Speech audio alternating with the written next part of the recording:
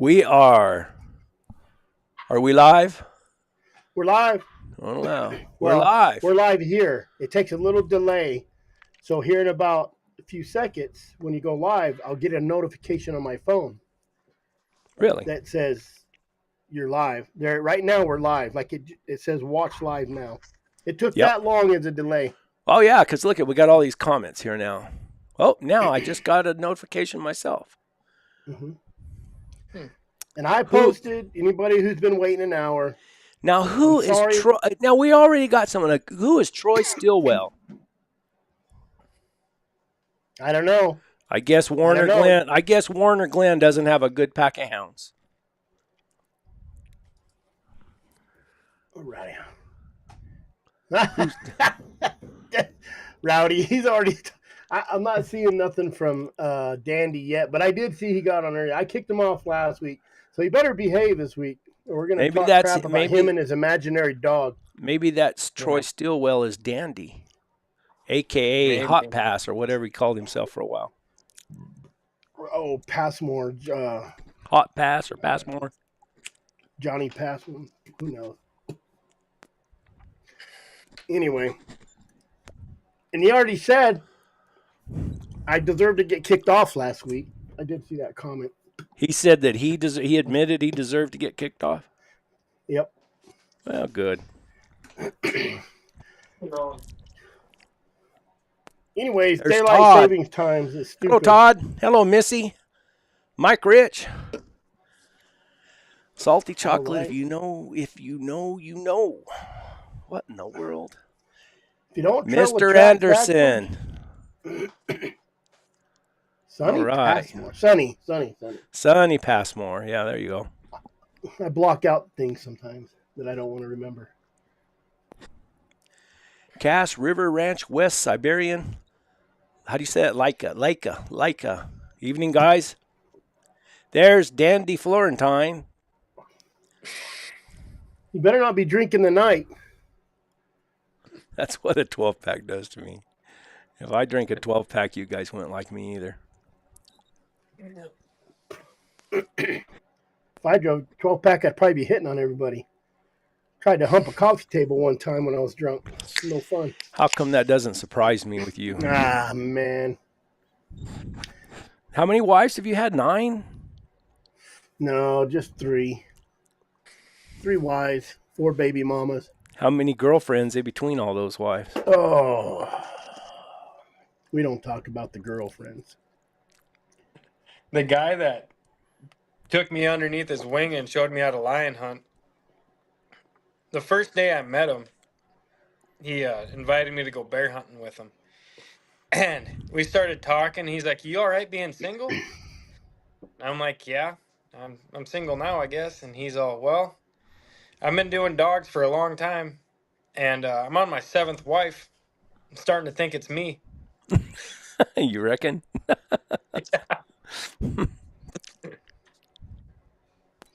Yep. Oh man, he was all sorts of funny like that.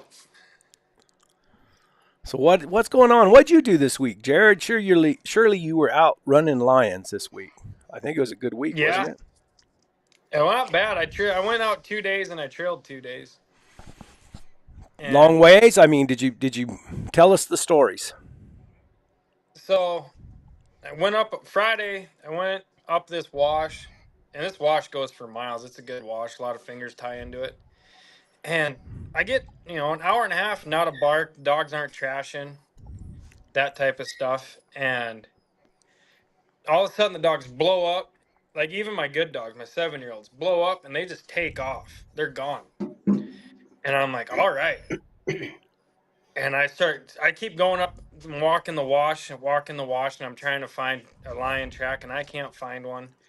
And I go like 400 yards back up the wash, farther up the wash, and I see a lion track going up the wash, but it doesn't look that fresh. It doesn't look like a night old track. So I'm like, man, no way they take off like that on a track like this. Mm-hmm. And I hit a ridge, and I start going uphill. And the dog's about 1.5 miles from me. And they went about 1.5 miles in an hour and a half. And Next thing you know, I catch up to them and they're cold trailing like it's 2 days old now. And I was like, shoot, pretty sure I went backwards. I'll be danged. Yep. I thought we were gonna catch them, and then Saturday I cut one right on this in this wash where the road crosses a wash, and that line, that sand wash, he left a big old waffle in it, and I cut the dog loose, and we trailed him until 11 o'clock, and I don't know, maybe you could help me on this one. It's been irritating me for 2 days now because it rained all day Sunday, so I thought about it all day yesterday. I got on a grassy knob, no rocks, no trees, just tall grass, and yellow grass. Yeah, dead yellow grass. And I stayed about 150 yards behind the dogs, and I was like, I can't help them up here. I can't see a track in that grass. And they were going down the ridge, and I was all, do I just bump them down into another canyon and hope for the best, or just let them figure it out? And I sat there for 45 minutes, an hour, and they pushed it 100 yards. And Casey could help me on it, and I didn't have any luck. It petered out at 11, and we couldn't push it anymore. You trailed it though through that yellow grass? Yeah, for a while, but when they were going up the ridge in the yellow grass, they were doing good. Then they hit the very top of the ridge, and they started going downhill like he was following the ridge down, and I just sat there for 45 minutes, and they went about 100 yards, and I was like, I'm just going to stay out of their way because I don't know what the hell to do. If I kick them in the wash down the other side, or I kick them in the wash going on the other side of the ridge. Hello, Casey. Hello, guys. How are you? Good. How are you? Good. You should have waited to bring him on. He has good stories. He'll drown everything out. Maybe Casey can tell me what I did wrong. You were lion hunting. That's what you did wrong. Yeah, I was going to say, you started off by getting dogs in life, and then you went to dry ground lion hunting. Start right at the beginning. The worst part is, you're still doing it. Right? Yep. Well, that's what we're talking about, trailing backwards. What did a guy tell me one time I was hunting with? I think it was Riley Miller's son-in-law. I asked him, because he had hounds and hunted forever and everything. We were trailing. The dogs quit and we were milling. Everything. What happened? This has been a long time ago. He just looked at me and he said, I don't know. He said, I can't see it and I can't smell it, so I don't know. that was his only explanation. Adam Olson says, is it common to walk the dogs in? I know that's what we do for bobcats. Walk them into where? Where are you from, Adam? That has to be a back east thing, because I don't see a lot of people walking dogs in anywhere back west, here in the west. I mean, what does he mean by walking them in? Probably on a leash. Oh, no. Maybe. Free casting, maybe. Maybe walking them into it. I don't know. I walk when I free cast, and I like to free cast. I like free casting better than anything. He could be talking about snow hunting on a snowmobile. That's the only way I hunt. Is it common to walk a dog in? Maybe. But you got Nick who rigs them. He goes around and rigs those bobcat. I did run into a bear hunter down here on Saturday. His name? Really? What's his name?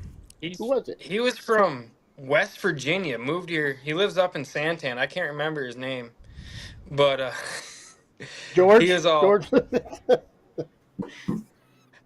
I can't remember, but he was all, man, bear hunting out here sucks compared to West Virginia. He's like, in West Virginia, we take the dogs out and hike a ridge downhill, and they'd blow up and catch one. He's like, you drive around for 2 days down here, and you might see one bear track. Well, I can tell you, in some of the areas I used to hunt, if you went back 5 to 7 years, you walk into a mountain and catch a bear. I had a bunch of spots like that. I don't know why they're so scarce or more scarce now. Well, But I'm to on get the them border. across I the don't know road, if we have a big bear population. I've Yeah, seen a few tracks down there in a couple days. we But have lots Yeah. of bears. More bears than I want. There. no, I don't know. There's bears over there in Washington Camp, and there's a few up around Oh yeah. what the Hawachucas. Yeah, the Hachuka. But There's a lot of bear in the Hachukas. yeah, But the hard part is it's an army base. Isn't that Half where the Dale mountains. Lee hunted that a lot, didn't he? Sewell Goodman had a ranch on the Hachukas, I think. Oh, probably. I think he did. Didn't he, Casey? I believe so. I believe so. Yeah. I'm sure he's Casey, we talked need a like good story.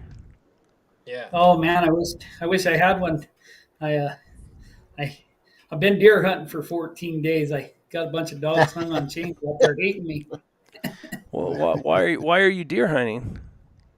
Oh, we got tags, so we went down there, kind of Jared's country, right along the border there, and hunted and got back. Didn't take no dogs. It was really hot, like I think we had 3 days that were pushing 100 degrees, and should have took some dogs. We usually take some dogs. Didn't take dogs. Had lion tracks there. Come home, got lion tracks in the yard. Just decided I wanted to be a deer hunter. I oh guess.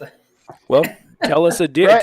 deer hunting story. Wait, Brett. No one even knows who Casey is. Please do an introduction for Casey. Oh, sorry. Casey Fair lives up. You tell us who you are. I can tell you what he did.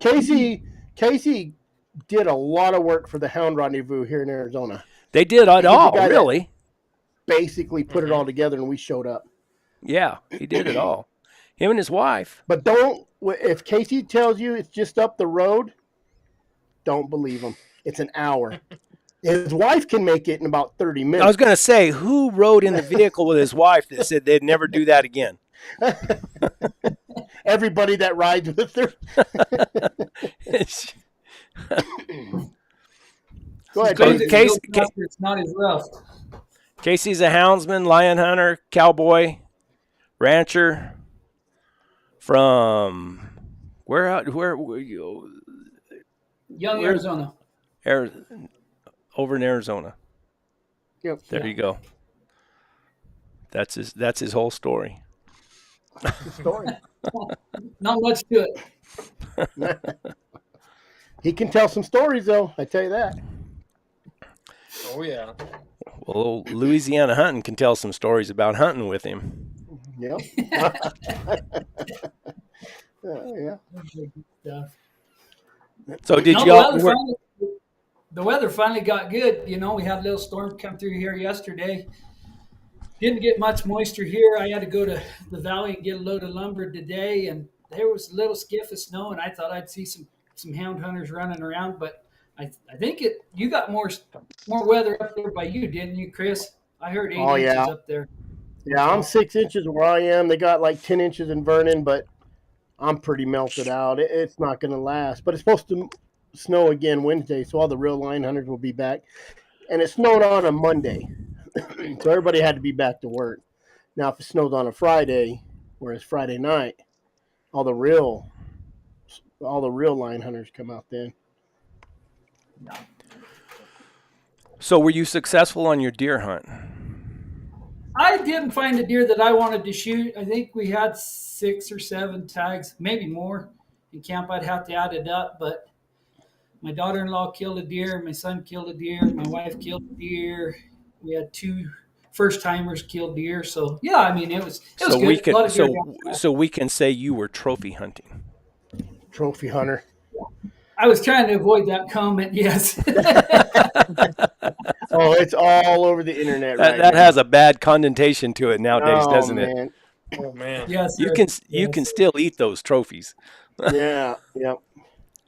Yeah, Chris would be proud. My daughter-in-law called the other day, and she canned 70 cans of meat. Bottled meat. Bottled. Yeah. Good girl. Oh man. Now she has meat for 20 years. Yeah. Chris, have you done anything worthwhile telling a story about in the last week? No. Not really. Trying to Fix think. fence. I did. Sadly, the neighbor I was taking care of, she passed away. Oh And no. when I bought this property, and I had done the same thing, is they threw up a fence before I moved in. When I got here, I told the guy, I said, "Hey man, I think you're not right." No, we took a measurement. I said, but he went to I have where I live is 5 acres, and it has 4 lots. So I have an acre down in the bottom, and he went across my property to the second pin, not the first pin. So, and I called the stepdaughter, and her son was here. I let him know before she passes, "Hey man, talk to your mom, because we got some issues here," which I don't care. It was no big deal, but I don't want him coming in and selling the property. You know what I mean? And then Is this we the have a big lady that issue. you've So been helping take care of and everything? yeah, Oh shoot. I believe she had stomach cancer. Who is that? Diane? I see an arm. Mm-hmm. She's trying to fix it for him. She did pass away. You know, you want me to tell you it's kind of a creepy story, but I got up in the morning. I have like a grandfather clock, and I always accuse people of stopping it because they don't want to hear it chime, whatever. You got I think I got it for $10 at an auction, and it I got up the morning and it stopped at 1:30. I'm all, I just wound this clock. It shouldn't have stopped.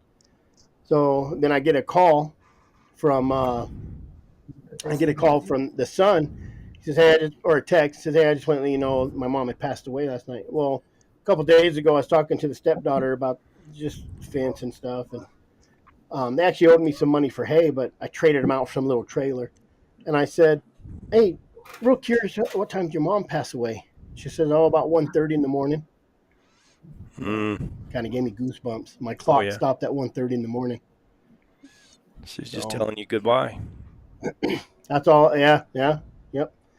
So kind of a crazy story, but no, I fixed the fence with 2 10-year-olds, a 6-year-old, a couple 6-year-olds, Cody Lynn, and another daughter that she helped. But we got it done. We got I was it gonna done. say you can fix fence by yourself in an hour, and if you have a 6-year-old with you, it'd take you 2 or 3 hours. Oh yeah, 2 10-year-olds, Everybody 3 be on their 6-year-olds. best behavior. Yeah. I guess Benny just shows up whenever he wants now. Maybe Oh, we should that's just the way have Benny Benny run is. it. I know. I can't I complain. was He bought over me breakfast. I was over at Casey's neighborhood Yep. Saturday and I didn't see him. He was down deer hunting, Yep. hunting deers. Oh, okay. I invited Cody King on. I figured he'd be a good backwards trailing for Bobcat, but he just got back from Mexico, big surprise, and he's sick. He says, "I'm going home and going to bed." I said, "Dirty tacos, man, down there. Got to be careful."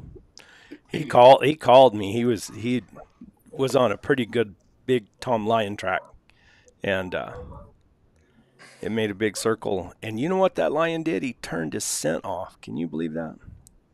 No, Chris Powell says that's stupid and impossible. No, Chris Powell said that don't happen. Cody was just a tad bit frustrated. Yep.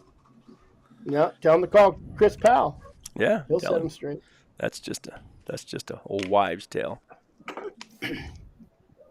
That's a whole nother rabbit hole. Running backwards is a rabbit hole already. Yeah. Maybe we can get the names right now. We got everybody. Yep. So, There we go. so Casey, how many times have you known that their dogs ran backwards? That I've known. Shoot, half the time you got to find the tracker or scratch and spin them dogs around. You know, in this country we hunt it. Pretty rocky. Or if you get in that pine country, you got pine needles. Bottom of these canyons, a lot of oak leaves. It's really really tough to find a lion track. Guys just kind of got to trust these dogs. You dang sure get off and try to help them. Dang sure want to know that you're on the right end of it, but I'd say, in all honesty, just saddling a horse and riding through the country and you trail a lion, I bet you 50-50 chance, you're gonna hit a lion track backwards. How important is it, or how much a difference does it make how you hit that lion track? I mean, Like if you're riding your circles, like say this country, and you're going to go ride the top of a ridge, you 90% of the time you'll hit that lion track at a 90-degree angle because it ain't where you started. You see yeah, what I'm saying? Like you're going down, you're headed west and you hit a lion track. Well, that lion probably came from either east, from either north or south to you, and then you just, do you ever like you feel said, like you had a dog that had a knack for turning them around or anything? no, I never have. No, and it would be real hard for me to trust a dog that just spun a track around and went back the other way. I can think about it one or two times, in 30 years. We were trailing one time. We came out on a big mountain on a big old set of bluffs, and them dogs went to trailing right there, and they put it off of there. And they trailed around there probably about 600-700 yards, not real fast, but dang sure working it. We had an old dog right there kind of go back the other way. Like she wouldn't honor them dogs. She didn't turn it around. She just went the other way with it. Yeah. And we trailed and trailed and trailed and trailed. It wasn't a conscious decision to turn around.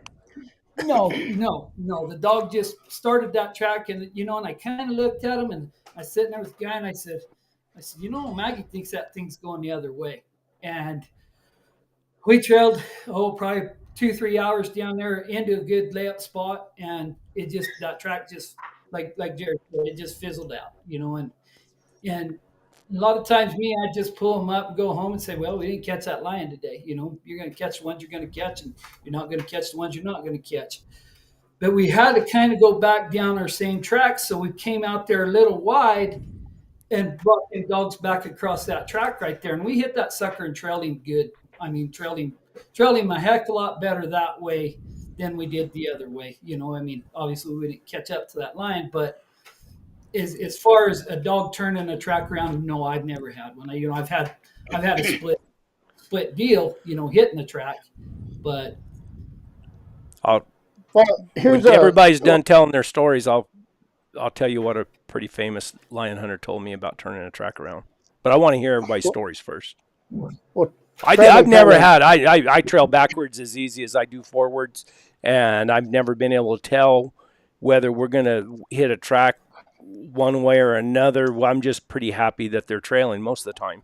And if we trail far enough, I try to, get to a spot where maybe I can tell. I've heard people tell me that, go into all these things, and I don't know if they're true or not, whether if you're going downhill, they'll go straight, and if they're going uphill, they zigzag. I hear all kinds of stories people try to say. I don't know. Well, R. White says running backwards and trailing backwards is a big difference. What do you think of that? Well, if they're running got one jumped and running, I mean, you're already there. I think that was in response to Casey was talking about not knowing if they were running one backwards, and that doesn't necessarily mean, correct me if I'm wrong, Casey, but you're not necessarily meaning that they're running like they're jumped. It's just it's the lingo. We're running this track. We're trailing this track. Mm-hmm. Yeah, you're 100%. You're 100%. Yep. Right here in Arizona, New Mexico, and you're on dry ground, Nevada, anywhere. You're on dry ground, a dog throws his head up and he's moving. That's a jump track.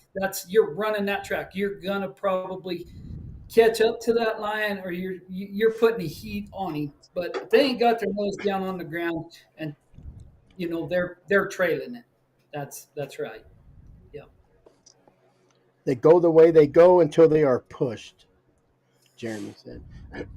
But when I've heard Jared talk about trailing and how they'll bam, open up, and then they'll slow down, open up, slow down.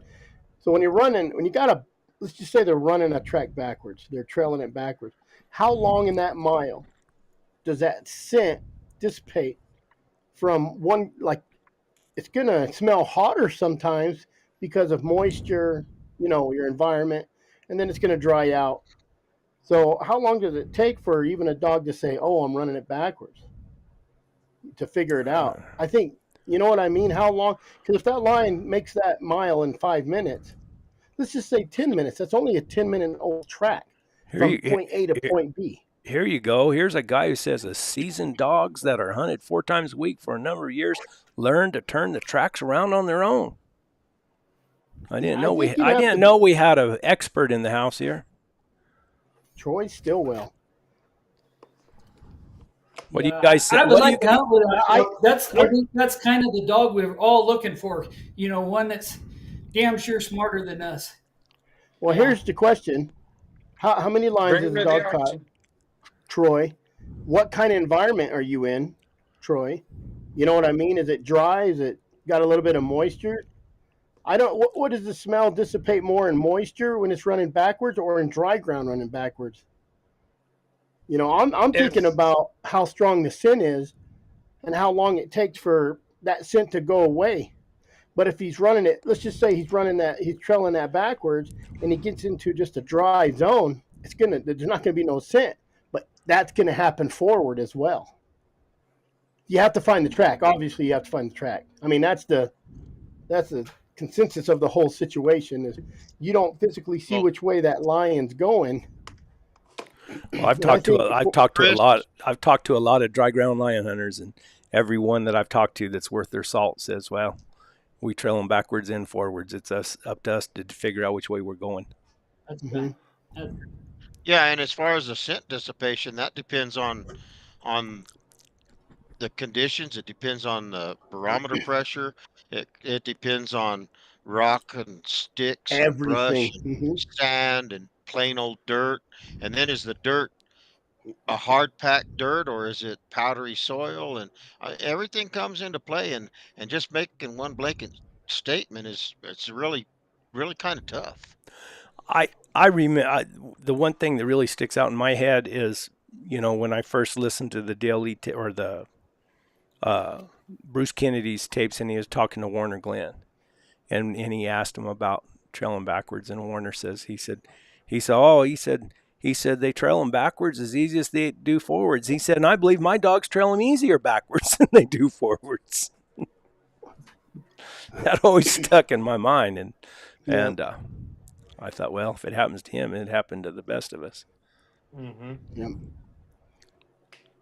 I don't know. I mean, if you got dogs that you can let go and it's going to run that track and it's going to go down a mile or two and then say, I'm running it backwards, you don't have to do nothing. I'm not saying Troy's dogs can't do it. I'd love to watch it. I'd love to go watch that dog do it. They'd be worth their weight in gold down here. Yeah. No kidding. Yeah, Jared, how hard do you look for a track when you're trailing? Nonstop. I mean, just to make sure. My dogs aren't perfect. I've seen them, and them cats will come across, them lions will come across the wash at 90 degrees. For some stupid reason, no one picked it up in the wash. And then all of a sudden you point at a rock that lion stepped on. And you call them back and point at that rock. They'll take off and trail it. But for some reason, all 6 of them missed it when we walked by it the first time. It's the sand. Yeah. It gets back to the conditions. Yeah. So, but. Well, I know I told the story before when I was hunting up here in the Bighorn Sheep Range, and I trailed all morning. Finally got to a little wash where I could find the track, and we were trailing backwards. So I went back the next day, and I ran into the Bighorn Sheep biologist, and he asked me. He said, "What are you hunting lions?" I said, "Yeah." I said, "I trailed one back this way yesterday." I said, "Half the day," and I was trailing him backwards, found the track, and come back this morning. I said, "I'm going to go up on the big mountain," because that was the way he was going. That's the way I'm going to go today. And he said, "Yeah." He said, "You were trailing a dead lion." He said, "We trapped that lion," and because they had those trappers working. I said, "Well, son of a gun." Darn it. Well, but I had a lion track one time. This was 3 years ago. and it was 65 degrees in cloud cover. It was really good for trailing. And we started that lion track about 7:38 in the morning, trailed them all the way to dark, and the dogs trailed them the same speed going forward all day as we did when I just turned around at dark and went back to the truck. They didn't miss a step going either way, and that's an 8-hour difference. I caught that Tom back off here by Tierra Blanca that time, and I trailed him all day the day before. And then it got to about 2:30. Temperatures got hot, and the dog, how they'll do. They just kind of petered out there. But there was a saddle around the other side, and I picked up the dog, or I say picked him up. I called him on. I was on a mule, and I came around the other side of the hill, and the dog started trailing again. And I found the track, and they were trailing backwards. But I wanted to see if we were on the same line, so I let them trail back to where we had lost it before. And sure enough, it's the same. When we went and caught that lion the next day. But yeah, I thought that was pretty smart of me that day. Letting them trail backwards. Trevin, if my dogs start a cat and I can't see a track, I let them trail until they either jump a cat or it fizzles out. And where I hunt, especially down south, that last line I caught, it came out of the houses. I had 2 dogs go to the houses, and I thought they were being dumb. I think they ran it backwards to the houses, and then my other dogs ran it up the hill. And when I toned my other dogs back, they took the same track, and I watched them come back on their same track, went up the hill the same way the other dogs did. But there was nowhere I ever caught a track, and that's what I did. I let them go, and they actually ended up treeing it like 3 miles away on this. It's just all shell rock, This deal right here, how far are you trailing? If my dogs start a cat and I can't see a track, I let them trail until they either jump a cat or it fizzles out. If they don't jump, they'll eventually come back to where they started it. Well, where are you at? How far are you going? Are you with your dogs? There's a lot of variables on that deal right there. I was on a mule myself. That sounds like an Oregon Bobcat hunter. Yeah, exactly. That's what I was trying to get at. Or a Bobcat hunter guy that's got one of those big old drive tracks in his truck, and he's sitting there watching them go. And I was on a mule, and I was trying to catch up, and I just couldn't catch up because they were moving fast. I ended up going back to my truck, loading up trailer, running around, dropping my mule, and driving in to the spot. But I seen the lion and it did jump, and it was 90 degrees. It was supposed to be just a little morning run before I headed up the mountain. And, man, I was wore out. My dogs wore out. The kind where they're treed and you're like, it's only 900 yards. I'll just run in and check it. And it's 900 yards turned into about another 2 miles. So, from a cold track round than cold cat track round than a lion track. Must be a Bobcat. Yeah. Yeah. I guess they don't have much trouble running Bobcats with backwards. I'm in Florida, sitting in my truck, and I'm sure there's a lot more moisture in Florida. And I'll tell you what.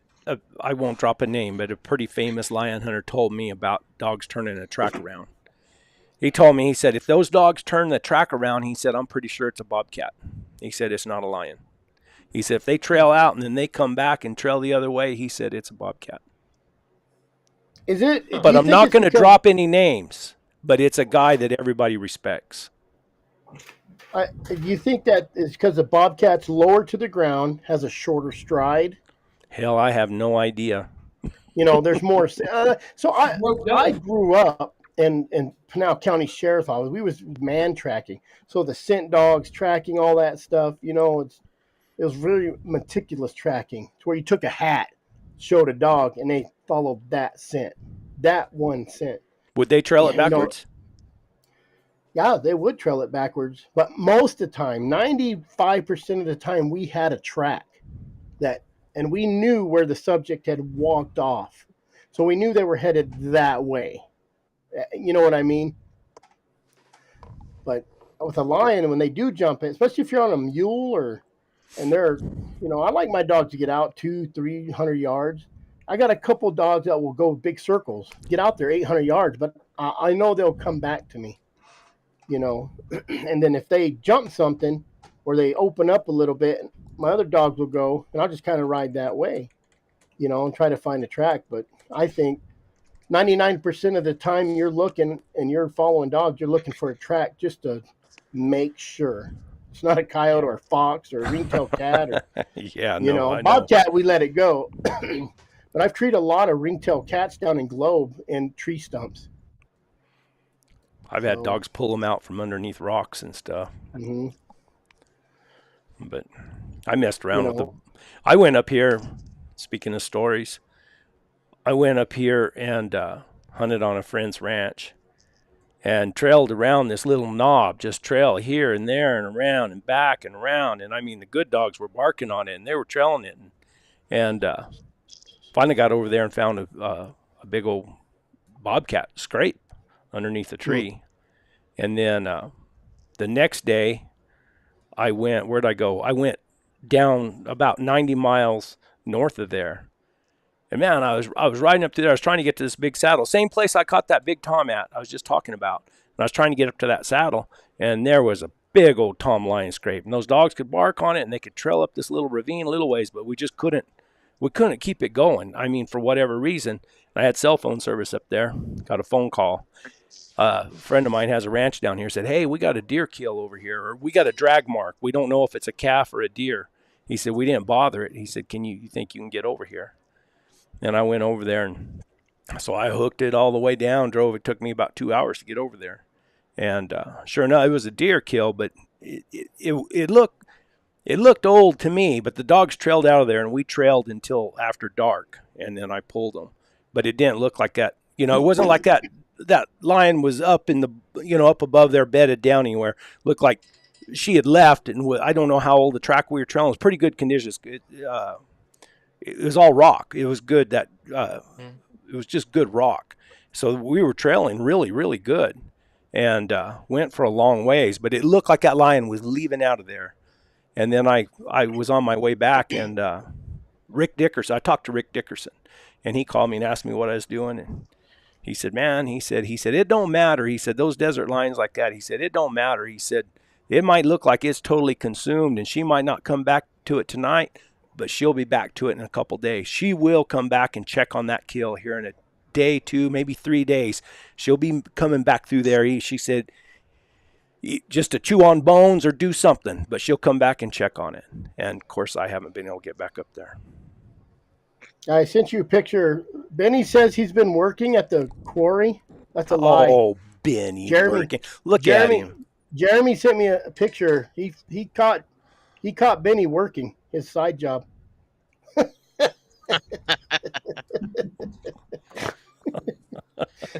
Actually, that was Saturday night over there in Casey's neighborhood.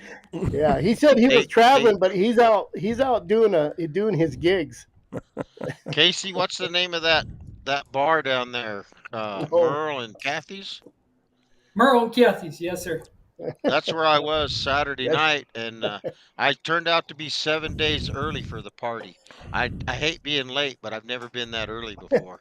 So, yeah, there you go. Yeah, I know who they're having that party for. It's probably going to be one heck of a deal. Did you see that, Chris? Did you read that? Yeah.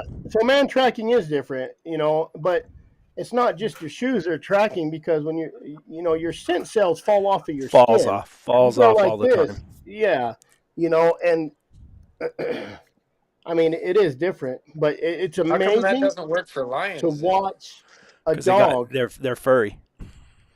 Well, they got scent cells. So are you saying I don't leave as much scent? Shit, Benny, you leave a lot of scent. I've rode in the truck with you before.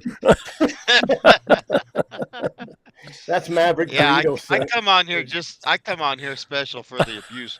Casey, you should be a regular. I'm telling you, hey, I'm not packing the man sweater you got, buddy. And he's got one. Let me tell you what, you should see him with his shirt off. I don't even like seeing myself with the shirt off. If someone could just weave his hair together, it looked like he's wearing a sweater. It'd be insulated. Oh man. Don't you? I thought you had a picture of him. I thought you had a picture of it. I can't find it somewhere. I had a hard drive go bad. Yep. But yeah, it was. Yeah, he come walking around the truck with a pair of chaps on and no shirt. It scared the hell out of me. Hey, Brett, people at your age are used to their hard drive giving out. Yeah, I know. Let me tell you. No, I think all of this has to do with your environment, moisture, just everything. You know, where Casey hunts down there's a lot of rock. And it's a lot of jumping. You know, them lions jump 20 feet across them rocks. The good thing Casey's got for him is there's also a lot of oak brush. Yeah, we do have a lot of brush, trailing conditions right here can dang sure, you can speed a track up just because there's lots to trail off of. You don't run through very many bald spots. We do have some grassy spots, and like Jared said right there, I don't have the answer to it. You hit them yellow grass spots, and man, you just kind of stand on your head for a minute. That yellow grass is tough. Sometimes you have to pull them dogs and get through it, and I guess that's all in knowing your country and trying to help them dogs out and get that track rolling again. East facing slopes, north facing slopes, freeze and thaw.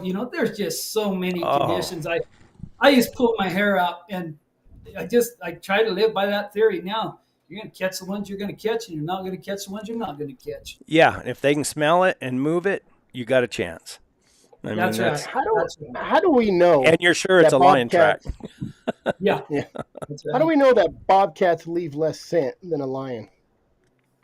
Because I've tried to smell it, and I can't smell the difference. We can't smell a bobcat when he's walking. Because I think my theory would be they're closer to the ground and they're strided, so you got more steps per, let's just say, 100 feet. He's going to step 1,000 times. The lion's going to step 50 times, and he's higher. I don't know. It's just my theory. Oh, that makes sense, though, Chris. They're going to step more in a shorter span. They might be cleaner. And because you lift a lion up and smell it, or a bobcat, you don't you guys ever been in a canyon where there's scrapes? It smells like lion piss. Like you'd be like, damn, there's a lion here. You don't, when you get into a canyon with bobcats, you don't smell that hard scent, but you're also talking about he's pissing a liter of scent, or you pissing a quart of scent, as far as a bobcat's not pissing a big puddle as a lion. So you got cleaner, but more steps per foot, which means you got more tracks. May not be more scent or stronger scent, but there's more contact to ground. Maybe. What about, Casey, you're talking about trailing through that brush. What about smelling the brush itself and being able to determine direction by the way they're smelling the brush? I guess I've never really paid that much attention to it. I've dang sure watched them dogs trail through that brush, when I thought they were foxing, and, it's just too high to be a fox. I've seen them dogs literally, trail through that brush, and they'll smell the side of, say there's a little limb crosses that trail, and it's about 3 foot high. And them dogs will, they're gonna smell that brush, and they can't smell it right there. And watch a dog literally stand up on his back foot and smell where that thing had come across and rubbed across that lion's back or his tail and go, yoo, and roll, and it by paying attention to that, you know if you're bumping a fox or a bobcat or something like that, just where that dog, unless that dog's a little mouthy, and he's just getting excited. But when you got a dog and he ain't going to say a word unless he's got him a snoot full, it dang sure helps quite a bit. That brush will shove you through. I can go back to like Jared was talking on that story about hitting that lion at 90 degrees. The biggest lion I ever caught in my life. We'd made a big circle around this mountain. We're coming back at dark. And heck, I'd seen where that lion, he'd come out, hit a little trail and walk down that trail about 20 yards. And I could see it in front of them dogs. And dogs, I watched them. They just trotted right over the top of that lion track. The sun was right and it was shining good, and them dogs went on, and I just pulled up right there, and I told my wife, I said, "Look at that big old stinking tomcat right there." Heck, they went another 150 yards down the road, until I hollered at them, and I spun them dogs around right there, and it took them about 40 yards off that little trail. I say trail, it's kind of a 4-wheeler trail, but there ain't been nobody down it in 8 months at that time. And it took them a little while to get across that right there and I mean, they had brush, solid brush all the way around there to get that lion track started. So like Jared said, you're always paying attention, because I'd have went home and never hit that lion. And when you talk about, a big giant lion putting off a pile of smell, like this, probably 160-pound plus tomcat for this country is huge. It took 20 minutes to catch him. Like, that lion was caught, like caught. And I kind of thought that we would, because we'd kind of come around that mountain, and I knew he wasn't on top of it. Them dogs hit that track, and I mean, they just rolled out of there. It took them about 3 minutes, and they had their heads in the air, and they ran and caught him. So conditions have a pile to do with it. I think if oh we yeah, could have everything. I think even on that hard packed little road right there in that dive base, if we could have went another 100 yards down that track, I think them dogs could have opened on it. But right there, where that lion had made his decision to turn, because like I said, he come across that road pretty straight, but he walked up at like a 45-degree angle. And when that lion did something right there, when he changed his direction, he did something right there that them dogs couldn't trail. And it took a second for them dogs to get across there. It wasn't like he was a jump lion, or he was just that lion had done something right there, and it took a minute for that scent to come back down. I guess in hindsight, yeah, I would have known, like, if you would have went back there and put them dogs on the track going out the other way, and see if they'd have just took it right there and flew on it. But right there, it took dang sure 50, 60 yards to get that track started. And that was a smoking hot line track. I mean, like, we caught him right now, lickety split. Well, you hear Cody talk about he runs bobcats, a lot of them, and didn't he say that his dogs running a lion was a lot harder for them dogs? Well, he says there's, we need to get him on here and talk about that, because he called me today, and he was a little frustrated. He had a good lion track and had trailed the lion around in I can't remember the whole story, and I'll screw it up if I try to repeat it. But he was a little frustrated. I mean, with he had a big tom lion, and he should have had it caught in his mind, and it just didn't happen. And he's told me some other stories about how much different it was for the dogs trailing a lion, how they can lose the scent after it seems like they're trailing so good. And then, and I mean, and that's the mystery we all put up with the stories of, the old timers saying lions turn their scent off, and the mystery of why can you roll on a track for so far, and then all of a sudden you just think, well, what happened? I used to say, you can see on some of my old videos, I used to say, well, it's another one of those flying lions. The suckers put his wings out, and he just flew away. He wasn't walking anymore. I mean, here's another theory: is if those animals have a great sense of smell, so do they know when there's less moisture in the ground, where they'll leave less scent, and they take that path? I don't think they can comprehend that. I don't think they can. I think it's I'll tell you, now my grandson reminded me about this, and I almost forgot about it. And it was because my grandson and I were deer hunting today, and he said, "Why don't we go over there where we seen that lion that time?" And I had almost forgot about that, and because we were out there and we were calling coyotes, and we called a lion in, and he's the one who seen it. He said, he calls me Tita, there's a lion right there. There's a lion right there. And I looked, and there was a lion. Of course, he wanted to shoot it. I said, no. Let's go get the dogs. So we took off and got the dogs and come back. And we trailed that lion around in a great big old circle and came right back. And then when we got right back to there, that lion sprouted wings and flew away. We couldn't trail him anymore. It was female. We couldn't trail her anymore. We didn't, and I circled dogs, and I moved them 200 yards down here, and I moved them here, moved them up on top, moved them everywhere I could think of. Unless she had a hole or something, she could squat in somewhere there, and she went. I mean, my opinion was that with those lions that they're just walking along, and then for some reason they go to sneaking, and when they go to sneaking, that's when you can't hardly trail them, and it seems like they turn their scent off. Lion just doing what lions do. Being a cat, yeah. What about a certain piece of country? Mm-hmm. Casey, I've trailed lions in every direction across horse range, in every direction, and I have yet to catch a lion at horse range. Oh yeah. There's some of that country, you know, them lions walk through it. They don't stay. You know, you can't catch up to them. Yep, exactly. Places that you will start a lion track, and it may be a short lion track. You know, there's just so much to it. You know, when I talk about that lion doing what a lion does, we had a little tomcat last year, and we trail that son gun. I've probably told this story 100 times, but we trail that lion, and he would walk 600-700. You know, he'd go a little distance, and he'd just turn around and come back down his tracks and turn left. You know, or turn right. And everybody's, this dirty little wild son of a gun, you know, he's trained up. I don't believe that. I believe that lion was just doing what that lion was doing. You know, he just walk down there and go, I can look off in that draw, or it's brushy right here. I'm just going to turn around and come back. And I ran into that about 10 years ago on another ranch. We had a little tomcat there. We never could catch that little sucker.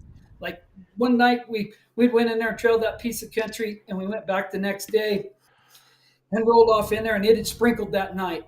And I'm like, and there his track was going right down the trail. Dogs hit him, and I mean, we went to hustling him up right there. 10 minutes later, we were white. Our horses were white. It came in a little skiff of snow and hit us, and as soon as it hit us, it just melted. And that lion, we never caught up to him. I mean, we went up there and seen where he was chasing deer around on a hillside, and big old whitetail tracks slid down, and lion tracks everywhere. And dogs didn't even know he was in the country. What about that? If the snow screwed us up, but that little lion was probably a little year and a half old, 2-year-old tomcat, just kicked off with his mom, and there was some other toms in that country, and he was a proud little sucker. He just walked around scratched everywhere.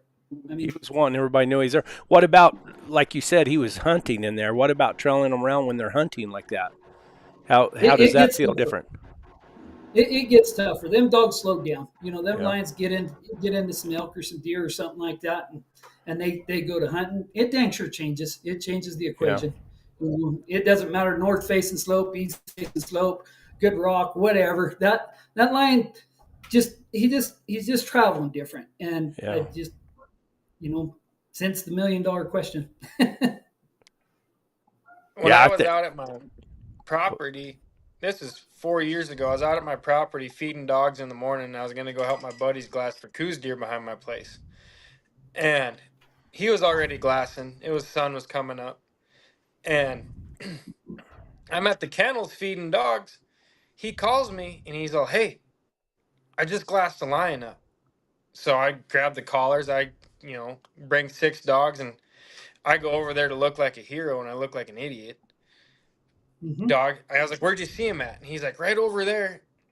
And we're in the flats. We're in the flats down in the desert. And I put the dogs, he walks me into it. I put the dogs on it. They act like it's 2 days old. Mm-hmm. I call the rancher that lives up the road from me. He has dogs, and he's been pretty helpful with me. And I was like, hey, man, you got to bring your dogs down here. Like, mine ain't doing nothing. And he's like, where you at? And I'm like, I'm in the flats just past the Cisco. And he's like, I'm not going down there. And I was like, why? He's like, because I don't want to be mad today. He knew it then. Yeah. He's like, there's something with them flats. He's like, it is a bugger to trail. Unless they got a bullet hole in them, they're buggers to trail down there. Just the type of He said soil, maybe anything below absorbent. 3,000 feet down here is hard to trail. 3,000 or 2,000 feet or something like that's hard to trail. Well, that's what I say Elevation. about this area. I mean, what we have is that greasewood, and that greasewood's just, nothing grows around it. Greasewood kills everything around it. And I got one dog. My pea dog will trail through greasewood, but you might as well bring your sleeping bag because you're not going anywhere fast. I mean, she won't go. She just works it, and it's just the way she is. But you're not going anywhere, and you're not going to catch anything. That stuff stinks so bad it dang sure will mask it out. We got a burn over here, kind of to the west of us, and we had some lions in it one year. And I mean, we're not talking ash burn. I mean, it's got a lot of regrowth, and that regrowth was dang sure up, 2-3 foot. I mean, great to trail in, like a lot of brush, like them dogs, a lot of stuff to hold scent. I got to trailing around in that stuff that winter, and come that spring, boy, there was a weed or something that came up in there, and I mean, it was rank. Like you could dang sure smell it, and it ended a lot of lion tracks. Like you'd go off a ridge and hit that stinking stuff. It's like that lion disappeared, and that was the only thing I could put it, because I've hunted in them greasewoods. It smells so bad that it just blocks it out. I think, I mean, you've got stinky armpits. You got a bunch of perfume on. You're gonna smell the perfume. Yeah, greasewood flats. And that's what we got lots of around here. That's down where I hunt by my dad's. It's all greasewood. And then it gets that sticky crap on it. It drips everywhere. You ever seen it when it oils up real bad? Yeah, I know. After it rains, it smells pretty good, though. Really. Mm-hmm. Yeah. Jared, where do you live? Down by Tucson? Yeah. Yep. I'm about 20, 30 miles west of Tucson, southwest of Tucson. Over by the Bobcat. Oh, you know what I forgot? I forgot to give our disclaimer. And the Santa Rita's. Oh, what's the disclaimer? We are not responsible for what anybody says on this podcast, and this includes Benny. He guarantees it. I should say especially Benny. We are not responsible. He's free to say whatever he wants to, but he's responsible for what he says. Yeah, right, there's Benny. A bunch of crybabies out there. Crybabies. Here he goes. Watch him. He's going to get all bowed up now. As soon as you expose a rat, they don't want to be a rat, and they hate to be exposed. Oh, where is our knucklehead? Never came on, did he? Never contacted me. I told him, I said, I'll send you a link. I said, let me know. I'll send you a link, and you can get on here and defend yourself. And my undercover's way better than Benny's because he sends me marketplace stuff for buses and trucks. He's doing real good on making me a good friend of his. Might cost me some money, but I haven't shot a bear with him. So just don't snort any cocaine. Oh, oops. Cocaine. That wasn't the cocaine. It was the hookers that's going to get me in trouble. Oh man! One time I was lion hunting down south of Ruby Road there, and my wife found a brick of cocaine. No kidding. Stuffed underneath the tree. It was either a brick of cocaine or a wad of cash. It was one of the two. Well, what do you mean you don't know? Wait a minute. Hold on.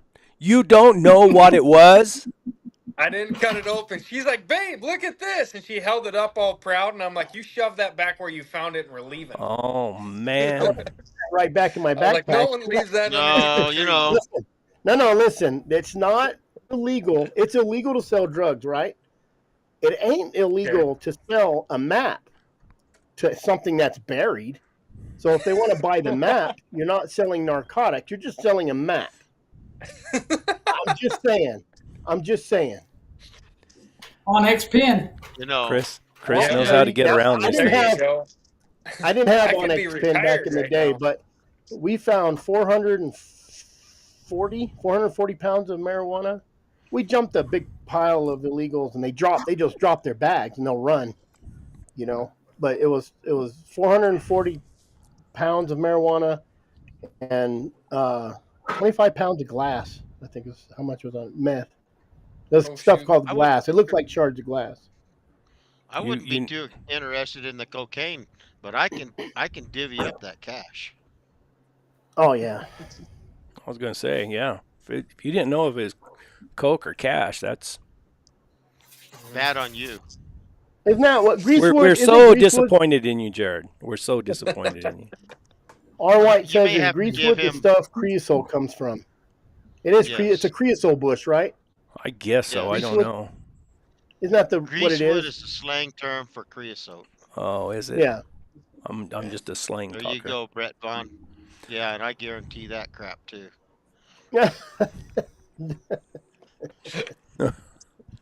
Yep.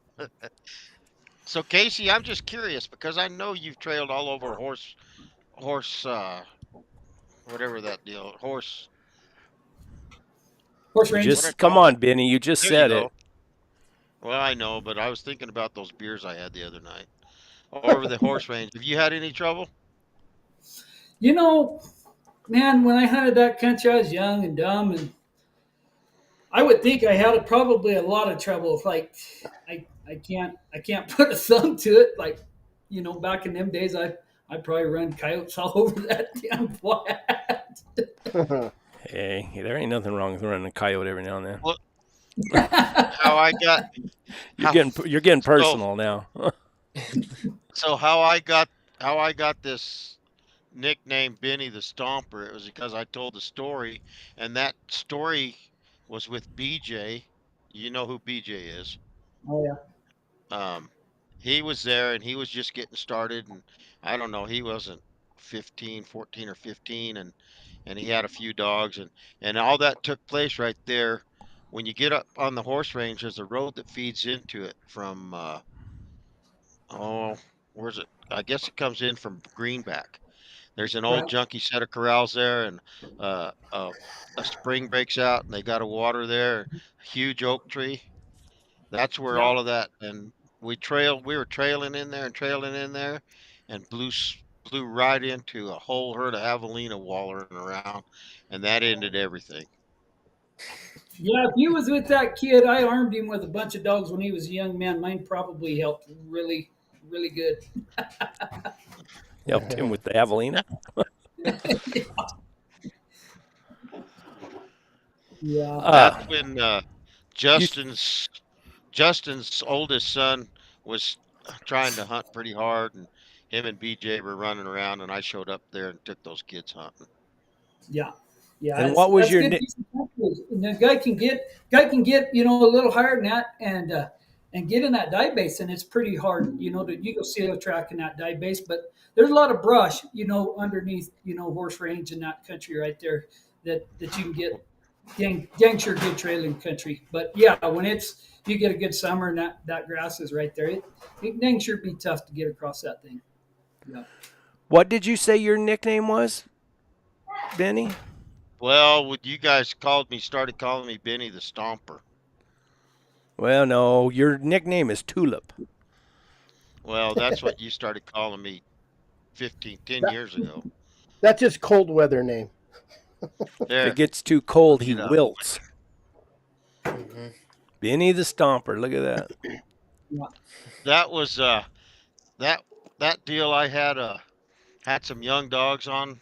I told this story here before, and I didn't have collars on all my pups, and BJ didn't have but two or three collars, and those dogs blew out of there, and I told BJ shock those dogs, and he wouldn't do it. And those dogs went over there to the southeast, and there's a bunch of holes in the rocks and the bluffs over there. Those javelina went over there and holed up.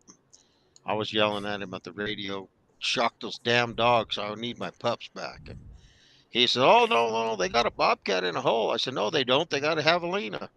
And so I got disgusted, and me and Doug went back to the house, and I told BJ in the I told BJ on the radio, I'll be back at the house, and I expect you to bring my pups back to me tonight. If you don't, I'm gonna stomp your ass.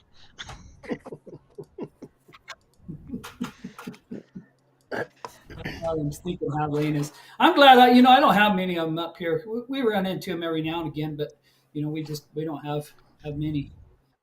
No, We but you got Cody's. You got Coatis.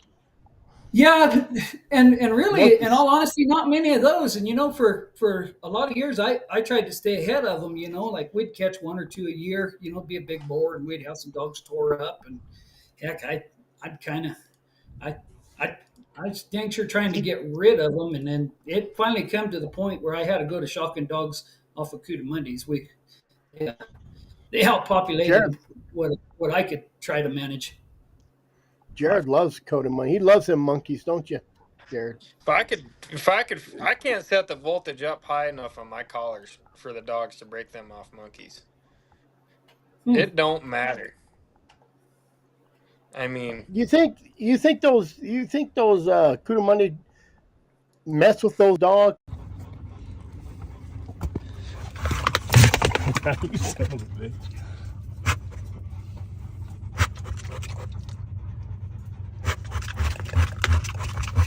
Don't threaten me, I'll shoot you. Javelina season or not.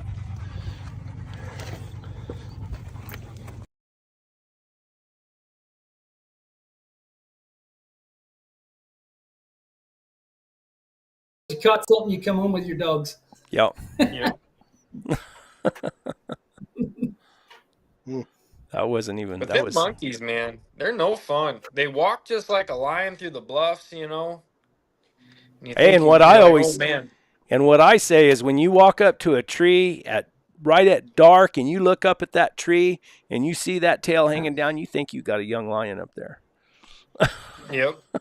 I did. The only good part about a monkey is when they jump from limb to limb in the tree. It really helps a puppy look up.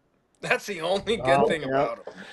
When I caught that one, those dogs were all running. I had that old dog, or he wasn't even that old solo, but he knew better, and he was treeing. But he was about a 50-yard circle around that tree. He wouldn't go up to the tree. He knew I was going to be mad, but he was running around circles. Whoa, whoa, whoa.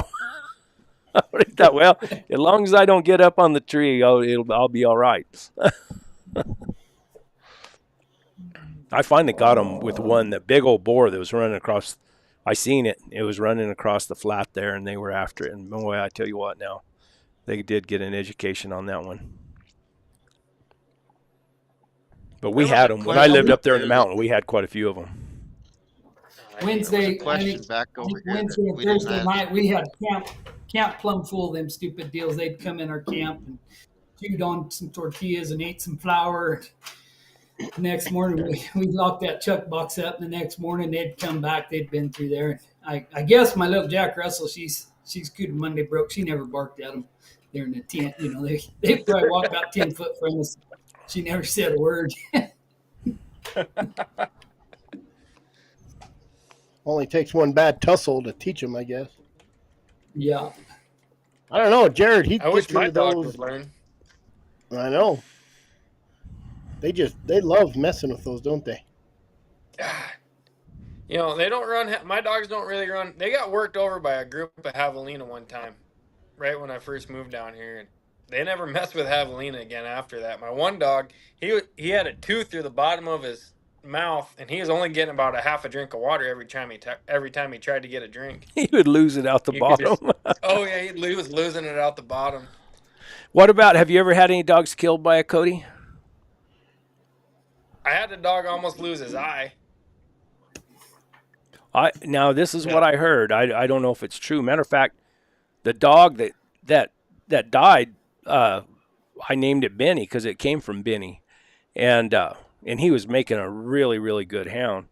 But I heard that those dogs will get him, and then the Cody turns over on his back and can scratch his throat out. Is that true? Have you heard that before, or is that just an I've heard it before.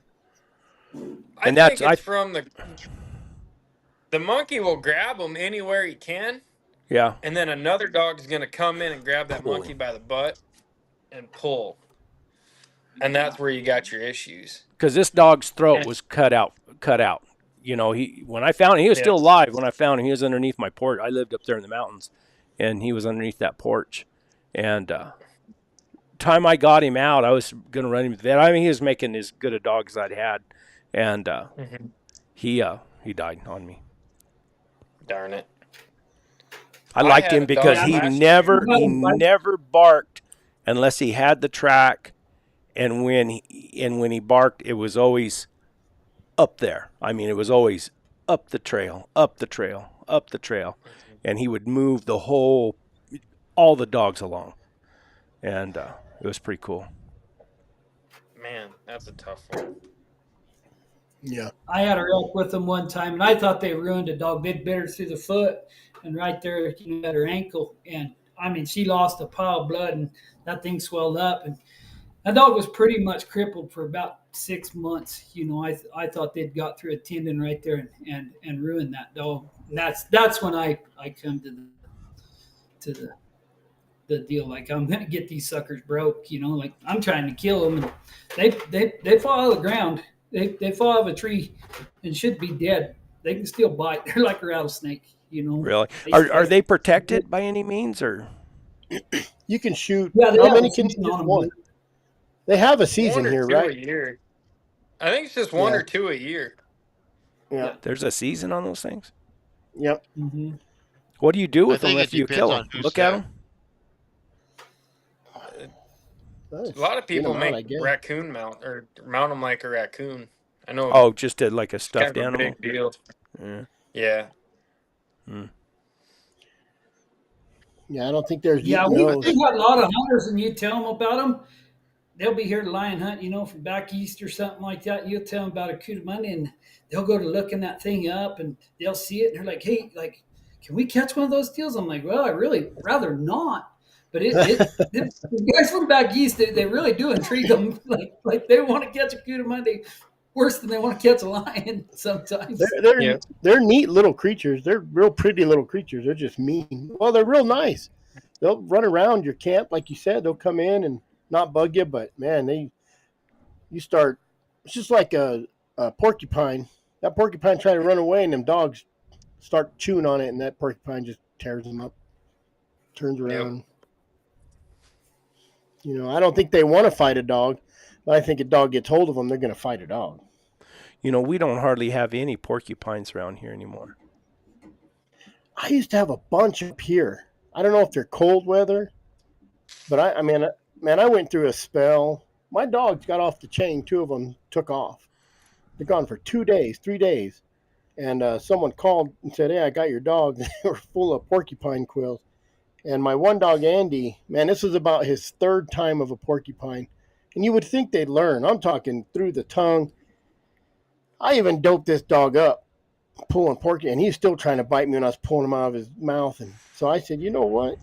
You can leave those in there." So I gave him a shot of penicillin, and then I would wet his dog food down. And it took about 2 weeks.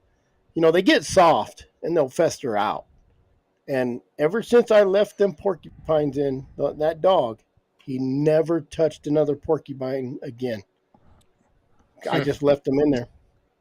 You know, and he had scars. He had bumps and scars, and maybe they just infused in his mouth. But I got the biggest ones I could out of there. But, man, there's 2 things. There's another thing that's just as bad as porcupine, and that's cholla. That cholla, them dogs, you probably got some down there, don't you, Jared? Oh, yeah. It's ridiculous. Tunnel Basin's full of cholla. I mean, I kind of cholla broke my dogs. They'd go to Tunnel Basin. You just got to let them run through it. And then Bobcat, they run through that cholla like nothing. I mean, not a speck on them. But my dogs, it took them pups about a day or 2, and then they started learning how to stay away around those cholla. But I had a dog that got him all in his face. I was holding him down and pulling him, and he got mad, went and jumped dog box. And I had a little one back in my Suburban, and I'd reach in there, and he would just rah, rah, rah, rah. My friend's like, shoot that dog, because he did not want you to mess with them with those cholla. They're horrible. I hate them. I'd rather get in a porcupine than cholla. I'll tell you that. And I jumped what's that? I was going to say, when I was a kid, we had up on the ranch, we had so many porcupines up there, and I had all those Airedales. And, those dogs, they got that terrier in them, or, the good ones. And the more they get hurt, the harder they fight. And they would get, I mean, it would look like a pin cushion. It would be terrible. Finally, the vet gave me the stuff just to sedate them. And you'd spend half the night pulling quills out. I hated it. I hated them. And we didn't hardly have any trees right there where we were. But a few miles up the road or up the mountain there was trees. But we had them thick. But I always thought down here, living up at camp and everything, I always thought we'd run into porcupines. Never did. Now, out here in the Uvis, I ran across a porcupine that a lion had killed. And have you ever seen the way they split them open? And it's just like they turn them upside down. Yeah, just like a hide. I mean, just crazy. It's pretty cool, really. William says we have lots of cholla mesquite. I'm going to tell you, that mesquite that ain't trimmed up like in the parking lots of stores, true mesquite out there, it's horrible. Because there's a place to hunt bobcat by my dad's too. Gosh dang, man. Getting into that, them dogs are getting that mesquite, and it's thick in there. If it ain't rattlesnakes, you just come out scratch. It's like cat claw almost when they're bushed up. Okay, now you just opened up something. You said where you hunt bobcat. Yeah. What's your success rate down there? 10,000 scratches, and where they run, those bobcats run, and they'll run across the flats. I've been up on a we're not hill. We're not now. You're making excuses now. I asked you a specific question.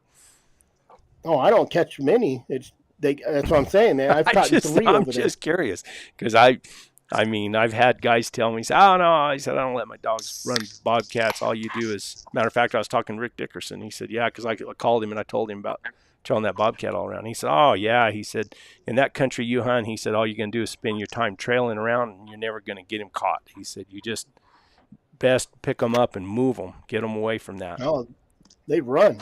They'll come out of that mesquite, hit them greasewood flats. I've watched them. I've been on the hill and watched them, and I've seen that bobcat 100 miles an hour across that greasewood to the next mesquite patch, and then they get in that mesquite patch, and man, it's horrible. It's horrible. I've caught more feral cats down there off that where I hunt than I have bobcats. Really? There's houses all around there. That's another thing is I think a feral house cat is more similar to a lion than they are a bobcat. They're stinky. They're stinky, or when the dogs catch them, they just, I mean, that's the cholla, the dog. I caught one way out in the desert. I'm talking out in the middle of nowhere. And it jumped into a cholla. And that stupid yucky dog of mine dived into that with his face and dragged that cat out of that cholla. This is out miles and miles and miles. Yeah, you can get, I treat a raccoon way out here in the flats and out in the desert. I don't know what he was changing territories for some reason. My buddy was glassing down there, way down in the 30s somewhere for deer. And I'm talking, he's out in the middle of nowhere glassing deer. And he seen a lion come across that, and it was a damn house cat. I'm talking miles and miles out in the middle of nowhere. Big old tomcat just looking for some territory. A house cat, yeah. Big old tom. I don't know, way out there. Like a spot you would never guess, 20, 30 miles from a house. So the cholla that William's talking about is chain link cholla. It's not the same what we're talking about over there in the Sonoran Desert, that jumping cholla or teddy bear cholla or whatever it's called. I'm talking about that green cholla. That stuff Cody has down there in Texas, that dog pear, I think they call it. Now that's nasty. I mean, it just lays like a carpet on the ground. And it's awful. My dog, Cody has it a little bit, but I went down there and hunted on a ranch many years ago. And pretty soon my dogs, they just said no. Said they didn't know how to get around in it. They weren't raised in it, and they didn't know how to get around in it, and it's terrible stuff. Dog pear. I think they call it dog pear. It's nasty. That place that Chris is talking about down there in Tono, it's that old yellow cholla, and that stuff will get over your head, and each ball of that's, big round as say like a can of corn or something, and that stuff gets over your head horseback, it's brutal. It's dang sure brutal. That cross-seven ticket, heck, it's no joke. Yeah. When I hunted in that stuff, I carried a stiff comb in my saddlebags. Mm-hmm. That was the easiest way to get it off. It's the easiest way. And when your horse or your mule starts dancing around and flitting, you really need to get off and inspect them so you don't get pitched. Into it probably too. Yeah, probably. But all the way around that Roosevelt Lake, there's a whole belt of that cholla. And then every time you climb a different bench heading up into the mountains, there's another belt of that cholla. Yeah. I'll send Brett a picture of it. If the dogs are raised in it, they learn how to get around in it, okay? They better than usual.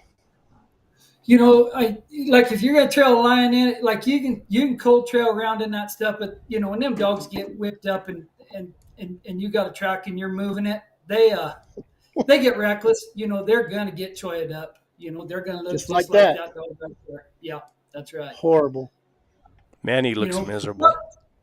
Cow dogs and stuff, them dogs get through it pretty good, but it's they got their head up and they're paying attention. When you're trailing line in it, them dogs are reckless. I've watched bird dogs in it, just how them bird dogs they get intense, and they'll come out of a little thicket right there, and that old long hair's just plumb full of that dang cholla, with them. Well, the problem too. They didn't even know it was in them. They go to try to pull it out with their own mouth, and then it gets in their mouth, and then it gets worse. Yeah. Yep. Yeah. Well, the worst part's when you flick it off. That yellow cholla burns real good. I've had them horses in it real bad, and like run and catch something in it, just be a wreck. You got a black cow that's now white, and your horse is covered in that crap, and you're trying to ease around there and get it knocked out of him, and he puts up with it for a minute, and then next thing you know, it's like you're beating him with a stick trying to get that stuff out of there. But a big lighter works pretty dang good. Like you get a mule or a horse and that stuff, they just go around there and light it on fire, and it'll burn and fall off of them. It'll sure keep you from getting your head kicked off. This subject is brought up every single Monday night. That's probably what happens. That sucker got some of that in its flank, and it cut in two. It was sun fishing and humping and bucking and. For the record, Brett did not get pitched off. Oh, come on, He Benny. was trying to show off with his new saddle, and he said, "Hey guys, watch me do a double gainer cartwheel flip." And it just happened that he took off with such momentum that his boot came clear off his foot. We call that horseback parkour. Is that what you parkour? Is that where they do all those tricks and stuff? Yeah. Horseback somethings for certain. Dressage. Hey, look at my new saddle. Look at the tricks it'll cause. They grab the saddle horn and they flip around. My uncle used to do it. Grab that saddle horn and do up like. I still do it. I still do it on occasion. He tried to do it opposite way. Yeah. Yeah, that's Wayne. right. That's right, Wayne. Yeah. Man, tell you what. I'm just glad nobody was videoing. If I'd have been videoing it, I was laughing so hard. If I'd have been videoing it, it wouldn't have been stable anyway. You were laughing too hard? Yeah. Picked the only place on the mountain where there wasn't a rock. Hey, and you woke up better. It's like a chiropractor. Didn't you wake up better? That's what that's what was so strange about it. I went and told Benny I was walking back. I hurt so bad, and I felt bad because we were supposed to hunt the next day, and I walked up and told Benny, I said, I don't think there's any way I'm going to be able to hunt tomorrow. I just don't think there's any way. Next morning, I woke up feeling better than I'd felt for the last year. Whatever it did, it knocked something back in place.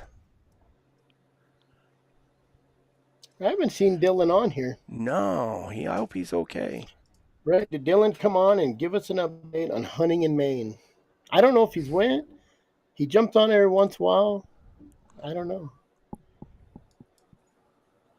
You on here, Dylan? I think that every now and then, Brett, you just need to bail off, because I talked to Kelly this weekend, and Warner just got home from the hospital again. No. It's beyond me. He's 90 years old, and he's still riding those Colt bronc mules. I'm not going to do that, and I'm not near his age. And he got bucked off and got pretty banged up, and he stayed home for a few days, and finally he said, you better take me to the hospital. And so I don't know if there's a hospital in Douglas or if they had to go to Wilcox, but they airlifted him to Tucson. They airlifted him out of there, huh? Yeah. Is he back home? Is he back home now? Pardon? Is he back home now? Yeah, he's home. He'll be back on a mule by end of the week. Oh yeah, no doubt. He might be on one right now because they're moving cattle and shipping cattle and doing all the stuff he don't want to be left out of. That's why I have sons. I say, hey, check out this new horse I got, man. This thing rides good. And they get on it and ride it around. And I'm just kind of watching, and they'll come back over and see the look on my face and say, have you rode this yet? And I said, no. I didn't think it was broke. I didn't know it was broke or not yet. My dad used to do that to me all the time. I went out there after I'd been married and was gone. We had that place there in the Estancia, and that's what my dad did. He's raised quarter horses. Dad said he had an indoor arena, and he said, go get on, we called her Ann. He said, go get on old Ann. He said, and bring her in here and lope some circles on her for me. And I said, all right. I went and got her and saddled her up and everything. I was coming around through there, and there was a guy, Gary Oberg. He was a rancher out there. He looked at me. He said, are you going to ride her? I said, yeah, why? He said, oh. He said, man, he said, she can really buck. He said, you better hang her on the walker for about an hour before you get on her. So I went out there and hung her on the walker at a fast trot. But Dad would do that to me all the time. Of course, Dad didn't ever think they bucked hard anyway. Well, they didn't. Not for him. They bucked for you. Not for him. He didn't take any, but he didn't take any chances either. Yep. See if I can find that picture. That's what I did. My dad did it to me, so I do it to my kids. Payback. So, but we was auction junkies. I bought a lot of horses at the auction. I bought a horse once. Those are the good ones, huh? My best horse, that's $600. Bought her at the auction. Or him. It come off the racetrack. Come out, got under a 2-horse and ripped his knees up. So, but that was the best mountain horse I ever had. I got to ride a lot of horses, but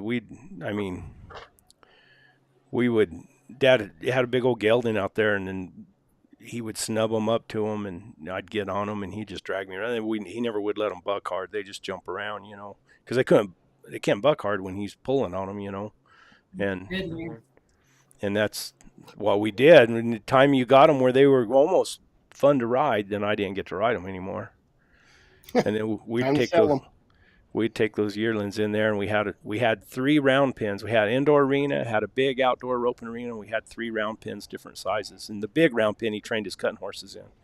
And we had that 1 round pin had like a squeeze chute in the top or in the side of it, and we'd run those weanlings in there and squeeze them, and we put a rope over their shoulders so they couldn't flip over backwards, and halter them, and then leave them. We had long lead ropes, had like 20-foot lead ropes on them, and then you just turn them loose with those long lead ropes, and then you go out there every day, and they were in a fairly big pen, not a very big pen, but you could always get a hold of them. You could grab that lead rope, pull them around, tie them up, and then we had 1 round pin had inner tubes tied all the way around it, and then you tie them up to those inner tubes, and they can set back on it, and it just stretches and it keeps pressure on them, and then when they give to that pressure, it relieves it relieves them. They learn to stand still.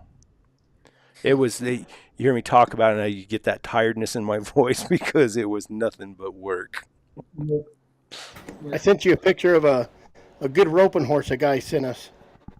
That was my first ride on it. Yeah. Well, you're doing a pretty good job there. Look how young you look. That... Hey, you know what though? Look at that. Can you see my mouse? You can't see my mouse. You have tennis shoes on. Everybody says that. Those aren't tennis shoes. Those are work boots that have that big sole on it. They don't have a heel though. No, it was the flat work boots. They were boots, but they had that. Gotta have a heel, the man. White foam moccasin or whatever.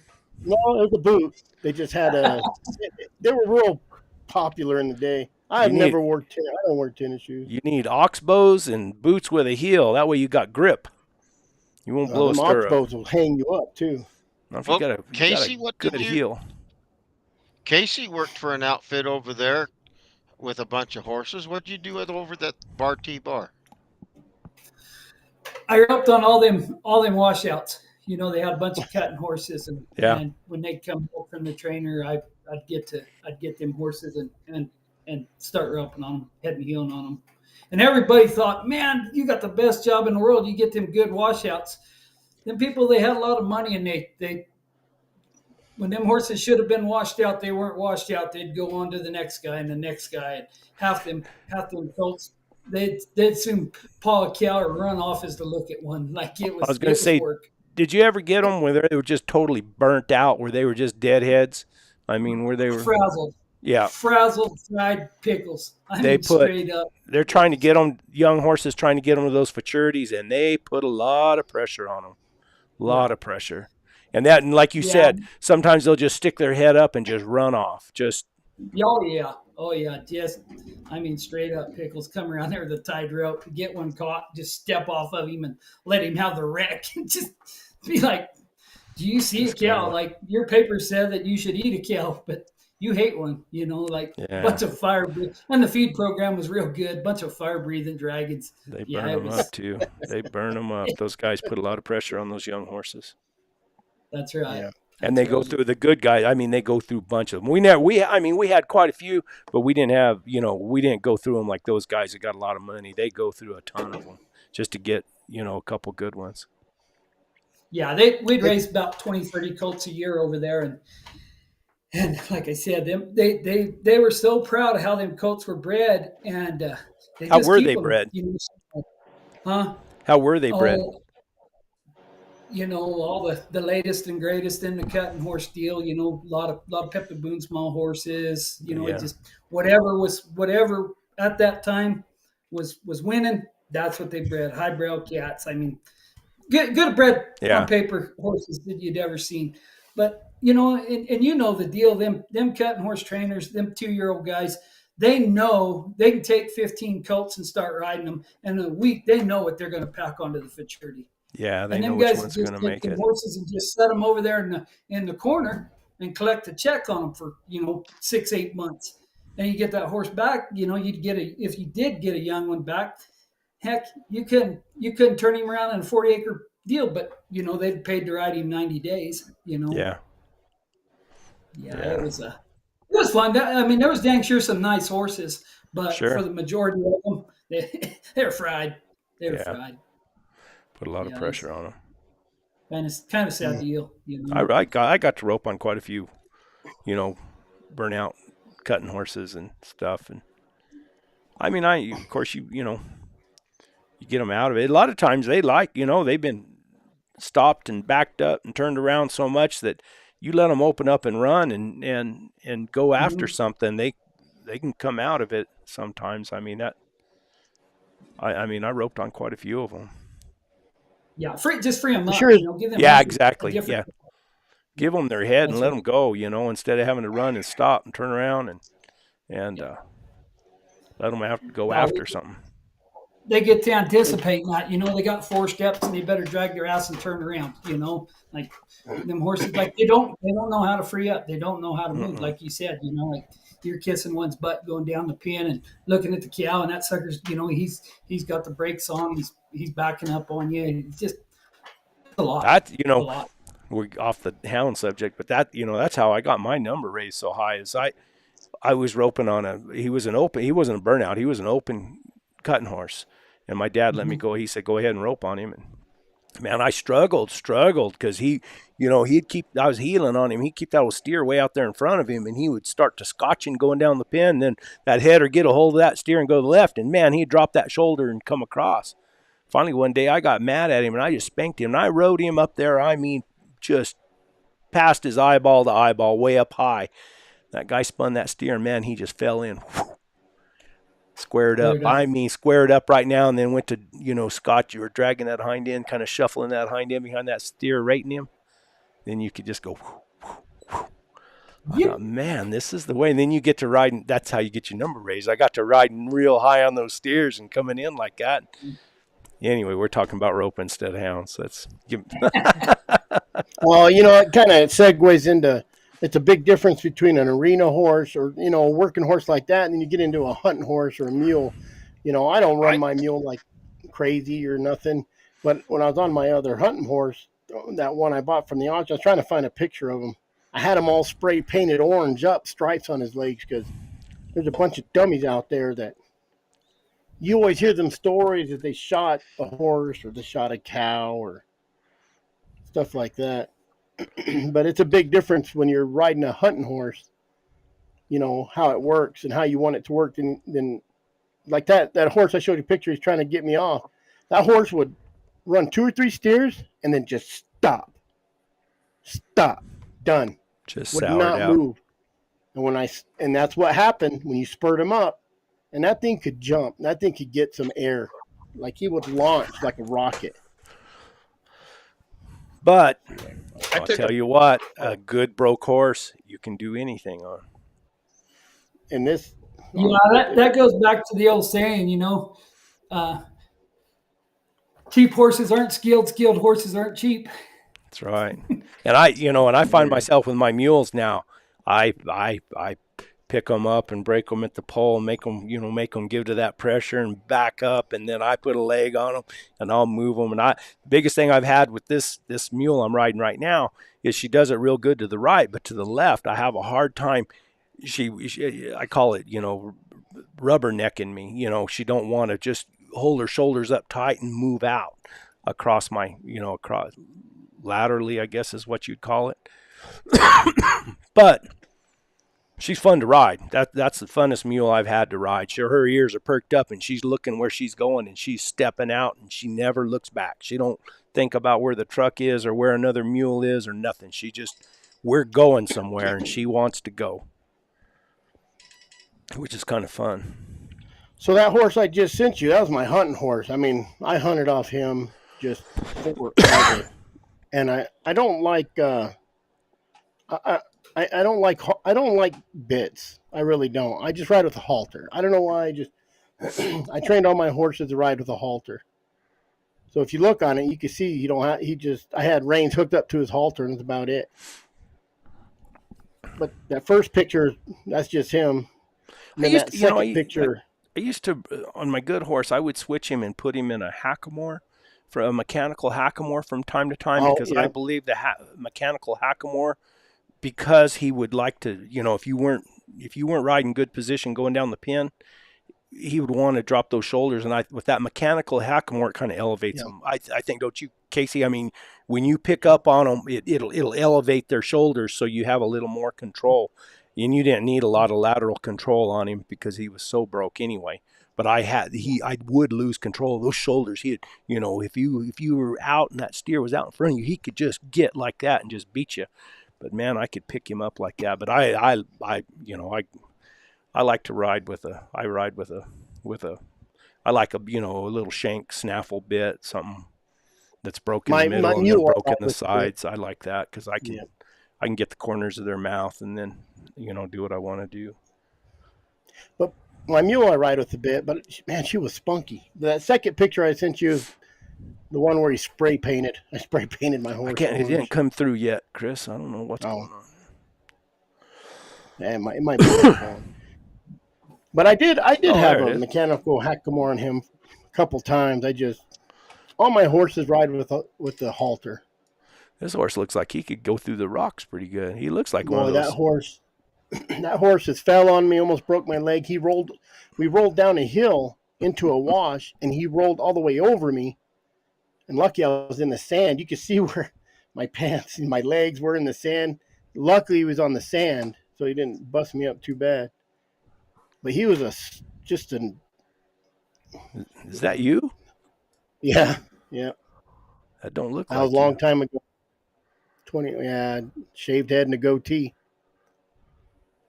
I just spray paint them horses. So them dummies. I was in 6A. That's over. Is that because 6A. you were deer hunting? You're spray painting them because Elk hunting, yeah. Oh. And he got. I used to rope everything I could do on him, but he got so used to when we was elk hunting up there. Every time he seen elk, it was like a roping, like a steer. You know, them roping horses, they want to go after and bite them steer. And I would chase them elk through the hills, and we'd get close enough. He'd try to bite them elk. We'd get in that brushy stuff. He'd put his head out like to bite an elk. Huh? Had a lot of fun. We had a lot of fun in the day hunting on horse. I love hunting on horse. I think the best fun I had was down by Jared, down there. I think it was by Washington Camp, Patagonia, all that, and we were archery deer hunting off our horses. Good time. But I did lose my wallet down there. It had my badge in it. It had everything in it. Your badge? Your undercover badge? Yes, my undercover badge. Now we know. I got in trouble for that. Yeah. Oh, wallet by the border. You don't want to lose your wallet by the border, man. I was going to say, Especially what does a guy like you do when he loses his undercover badge? You just get another one. You go down to Mexico and get another one. So Amazon, maybe. Amazon. I didn't have Amazon back in the 90s. Well, I tell you what, there's nothing funner than hunting on a horse or a mule. I think horses, they just kind of go. When you want to go, they'll go wherever you want. They don't care. Wherever you point them, they'll go. Not like a mule. My mule's pretty smart. And I could probably ride her with a halter as well. But she just kind of pays attention. And when I first got her, she was I don't think they rode her a whole lot. She's not a big mule. And she was real jumpy. So I would go by a hill, throw my leg over and run her straight up the steepest hill I could find. And, and she just kind of settled down. But I've been riding her for 3-4 years now. And a guy gave her to me. He's like, "You want this mule?" I'm like, "Damn, how much?" He goes, "No, just come get her." And you know what happens. It's like a dog, a mule, anything. Yeah, just come get her. There's something wrong with it. But yeah, it's but we did real good together. We get along all right. And I think I could, I backed her into some choya. I call it Ochoa. I don't know why. I backed her in some choya, and I looked back, and I was ready. I already seen me going through the other choya. Already seen me falling and getting buried in choya. I just seen it all happen, and she just stood there, So I slid off her. I didn't have my pick with me, so I took my fence pliers, my gate makers, and I just reached back there. I had a stick. And first I had a stick, and I reached back there and knocked it off her, and she didn't. When I backed into her, got her leg, she just started kicking, like trying to get it off. And I'm just kind of like, whoa, slid off her. She did really good. And those dogs, they'll run under her, they'll run right under her, go around or whatever. She don't care. So she does pretty good for a little old mule. And she was 11 when I got her. So she's probably pulling 14 now, 15. So she'll do good. Thick boned. Jared's ready to get a mule. I need to. Aren't you, Jared? My legs, man. I am. After backtrailing that line on Friday, where my Achilles tendon attaches to my calf, man, god dang, that hurt like a son of a gun. Yeah, send that picture. Send that picture, Jared, of you looking all like a mummy. What was that? So my wife got them for my birthday because my legs have been bothering me a little bit. They're compression sleeves that go all the way up to my groin on both legs, and it's just like an air pressured massage on my legs. Let me see. I got a picture of that. because I I think asked him. I put 11 miles on my legs or 10 miles on my legs on Friday. I Oh, said, dang, dude, my calves where the tendon attaches to my calf. I wanted to cry. It hurt like a bugger for some reason. I'll send that picture to you. I told Jared, I said, maybe you need to get one for your vagina. Yeah.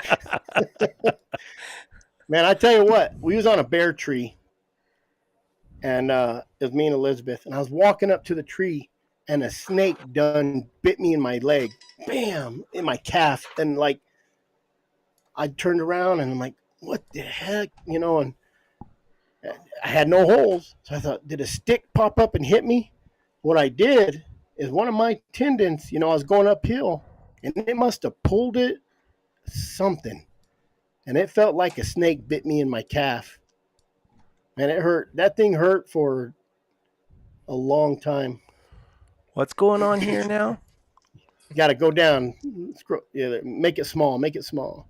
Trying to. Whoa. What happened? What happened? Where am I at? Oh.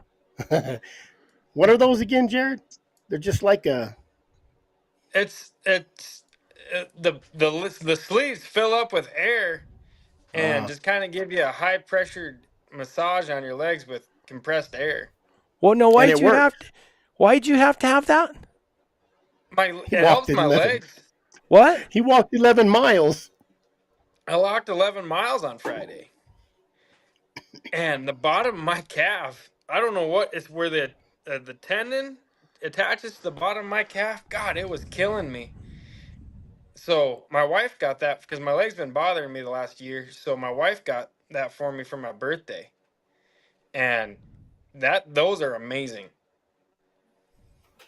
And I don't know how high the pressure goes, but I put it up to, it says 110. I don't know if it's PSI or what, but you had it at 150? It goes all the way from your foot all the way up and massages all the way up to the upper part of your leg. It kind of Jeremy, remember those after the rendezvous with me and Jeremy, I'm sure Jeremy would have rented that for you.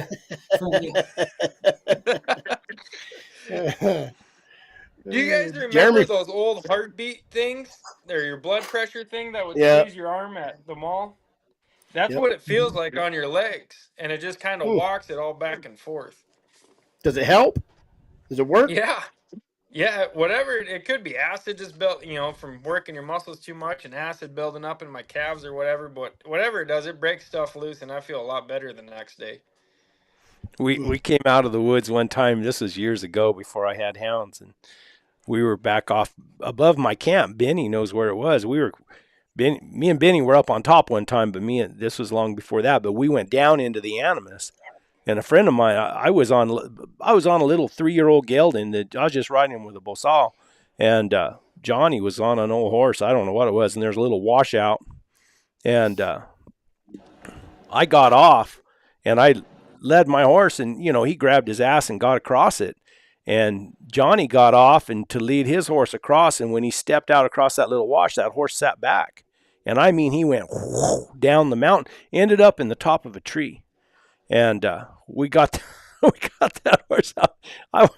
I wanted to shoot that horse so bad. I thought he had a broken leg. I'm not kidding you. That horse's hind leg was over the top of his head like that, just back up over his head.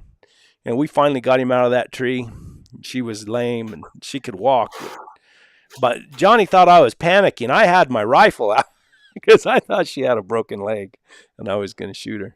And I was mad anyway because I thought that stupid thing. Then we couldn't get back across the wash. And we had to walk. We walked, it was like 21 miles all the way down to the ladder headquarters to get out of that thing. And of course, I didn't walk 21 miles, but I walked a good bunch of it because I'd ride that horse on and off. And Johnny had to walk the whole way. And he had those big old pointed cowboy boots, pointed tips, and big old heels. Yeah, big old riding heel, sloped in the back. And it was so sore. It was kind of, looking back on it now, it's kind of comical. My wife called the cops because she asked me when we left that morning. Of course, we didn't have any communication back then. And she said, well, what happens? What am I? I said, if you don't see me by 10 o'clock tonight, I said, call the cops. Something bad happened. And she didn't hear from us till 6 o'clock the next morning. Oh, shoot. I got my ass chewed out a little bit for that. Didn't have no inReach then, did you? No inReach, no cell phone. I mean, I don't even remember if we had cell phones back then. I think I had a truck radio phone at that time. And poor Johnny, I don't think he could walk for a month after that. He was so bad shape. I'd have shot that old horse. Last time I went hunting on horseback was probably 5-6 years ago.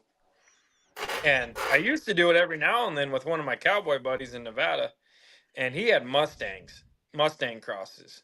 And those horses were pretty. They either were super terrible and they sucked to get on, or they were just the best horse you'd ever been on. Just, they just bam, bam, bam, just get up on a hill and just could go.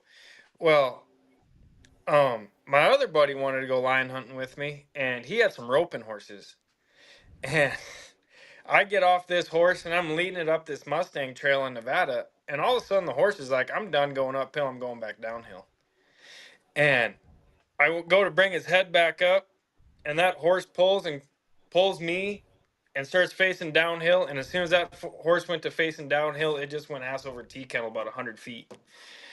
Snapped the tree in my saddle. And I was like, shit. And I was just like, great. We're gonna have to shoot it. I don't know. It was a roping. He was not a high-end roper, but he was pretty good at it. And I'm like, shoot, now we're gonna have to shoot a roping horse out here. And nothing. I just had to lead the horse the rest of the day. He didn't hurt nothing. He had one bad cut on the top of his head, and that was it. It's a long ways from his leg. You should have got back on him. I broke my saddle tree. I broke the tree. My saddle was just shaking back and forth. Best story I ever heard is, you'd have to know the guy, I guess, Jim Hyatt. He's a cowboy. I mean, they've ranched up here in this country forever, and he was with Hooper, Mr. Hooper. They were looking at a ranch. And Hooper's a cattle trader, and they were up there and they were riding that country, and they got into some real rough stuff, and they were leading down a little old trail or little old game trail off the side of the mountain, and horse tripped, fell off the side of the mountain, rolled down through there. Jim just looked at him and said, "Oops." You'd have to know Jim. It's just funny, because Jim, he don't get excited about nothing. He just looked at him and said, "Oops." I guess the horse lived too.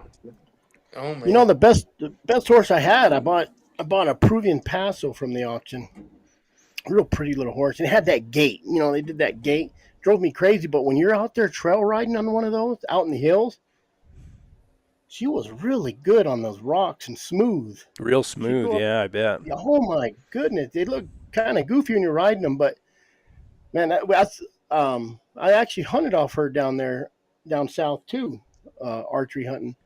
Get her back home, and I noticed a little weird. There's like a crack in her hoof, like a big crack. Those suckers down at the auction, the lady who sold, took drywall nails, caulked her hoof together, and screwed it together and filed it down and painted it. And I called her. We was big auction buffs. I said, "Hey, that wasn't my horse. I was selling it for somebody." What do they call that? A quarter crack, or? Man, I call it a fraud. Yeah. If you paint it, but you can keep them together.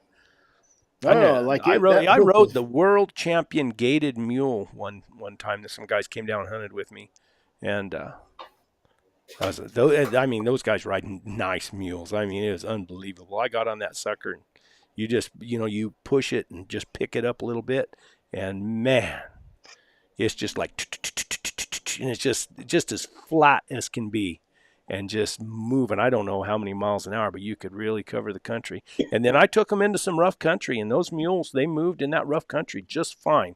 They didn't have a problem. Then we got out there, and he was an older man, and we stopped to eat lunch and got off and everything. And we were eating our sack lunch or whatever. And then when he went, and he was just showing off. He went over there and he poked that mule on the shoulder.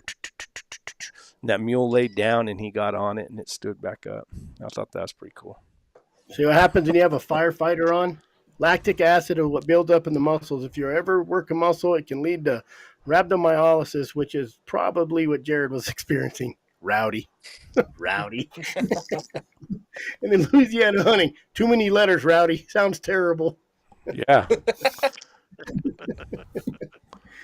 Sounds fatal to I'm, me. I'm too lazy to walk that far where my legs swell up. I can promise you. Oh boy, I'm it hurt starting to my get back. there. That's why. I mean, I tell you what, them Mustangs though. I have nothing but Mustangs. I bred a horse to a Persian. I got a Persian Mustang and I have a Navajo Mustang, and I would breed those two. And I'm going to tell you what, everything I got out of that, you did not have to break very hard.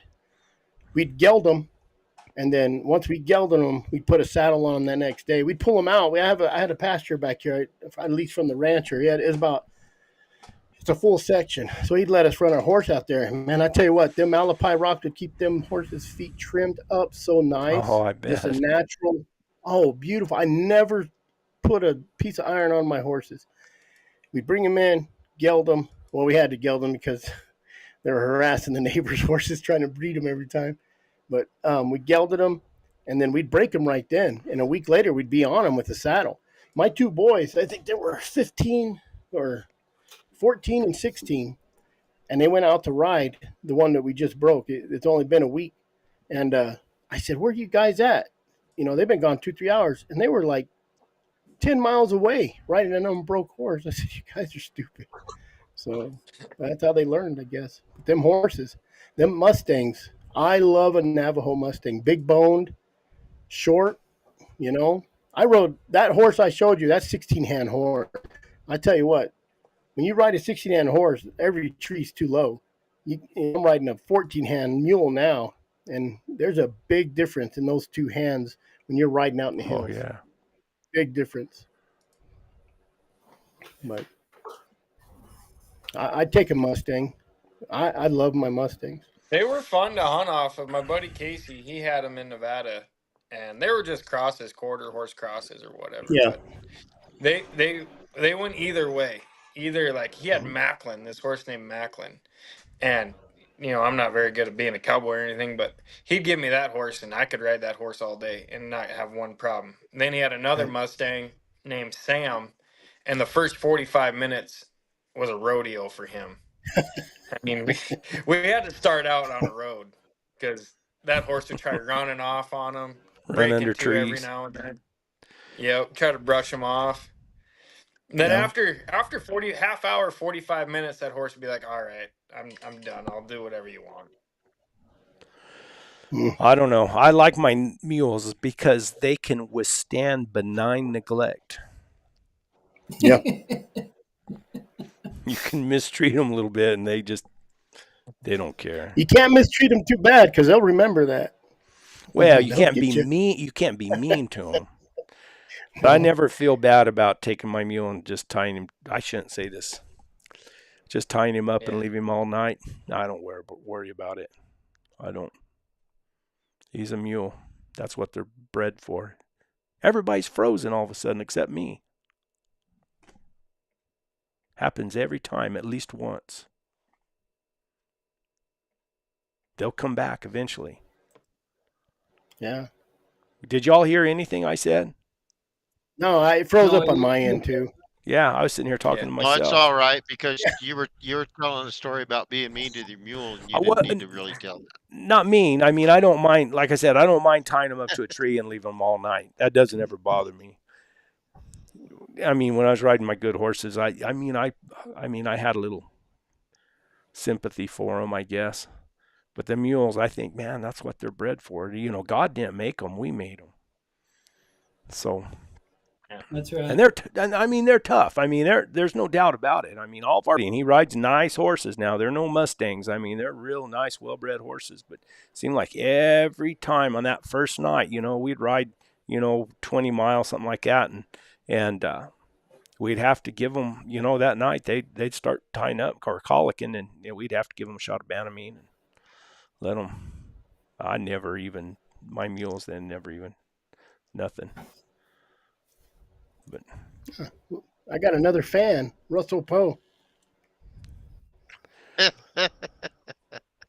Man, you're popular. Look at that. Must be related to Dandy Florentine there. Maybe it is. And I don't know. Maybe this is You the should see how dreaded full of though, shit but I if am I in had person. some pump up leg sleeves after a 10, 15 miles, I'd pump those suckers up for a few minutes. What's the link? Well, I don't even know Well, what he means by that. he wants a pair of those. Oh, I don't know what the heck they're even called. I'd have to ask my wife. He's probably wanting She one of bought those them other for me. pump up sleeves. I don't know why Jared would have. Rowdy said, but mild symptoms are dehydration. I don't know why he'd be dehydrated when he never drinks water at all. I'm starting to learn that when older I get, I got to drink more water. Got to drink water. Mm-hmm. I don't know. I'm just full of shit, so I don't know. I'm stupid. They say that water will rest your pipes. That's true. Tell you what, if you don't drink it, sometimes it'll mess up your heart. If you don't drink enough. Water's a big deal. Know. Drink a gallon of water a day and see how much better you think, remember stuff, feel. But I this remember time of year, one time in Nevada, I got a phone call about these chucker hunters jumped a line with their bird dogs. And naturally, I'm at the Christmas tree lighting with my wife when I get the phone call. And I said, as soon as they light this stupid Christmas tree, I'm leaving. And because in Nevada, you can hunt at night. So at 6 a.m, I finally get to where they cut this lion. And I told my wife I'd be back by sunup and I'd have this lion caught in no time. Well, they sent me to the wrong spot twice. I was on the same mountain, but just a canyon over. And finally, I didn't catch that lion until 6 o'clock the next night. Wow. And I didn't bring any water, nothing. I thought I was gonna have a lion in a couple hours. I just went out there to catch it and be back. I told my wife I'd be back home by 8 a.m. I didn't get home until I didn't get off that mountain until 8 o'clock that night, the next night. And my hands and my forearms got all cramped up from the water, from not having any water. I went to having special man hands. Man hands. Those old Toyotas had the clutch delete on them, those 90s Toyotas manuals. And I put the key in between my knuckles and I pinched it with my other hand and I rolled it over like that. And on the clutch delete, and then I was just revving the motor up and I was trying to get it to match RPM so I could get it into first gear because I couldn't push the clutch in because my quads were cramping. Jeez. And I finally got it slammed into first gear and I drove to the bar where that had a hotel about 15 miles away in first gear. And then the bar called my wife and said, "Hey, Jared's here and he's not looking too good." And my wife's like, "Get him a room and just get him orange juice and Gatorades for now." And so that's what they did. Next morning, I felt fine once I got Gatorade and everything in me. But yeah, I learned my lesson. You always bring water after that. Yeah. There's no such thing as an easy one. You never know what's going to happen. Yeah. You never know. I think I was like 24 when I did that. 25. How old are you now? 32. I'll be 33. Young guy. He can handle it. Oh my gosh. Yeah. That's right. I didn't even need a horse or a mule at that age. That's right. Shit, I didn't even need dogs at that age. Yeah. Can't all be gamers like Russell Poe. Oh, jeez. Who is Russell Poe? Let's see. Oh, probably just some gamer. I bet he's somebody we know. No, he's a game guy. He's probably one of those antis from the Do you know him? Facebook page.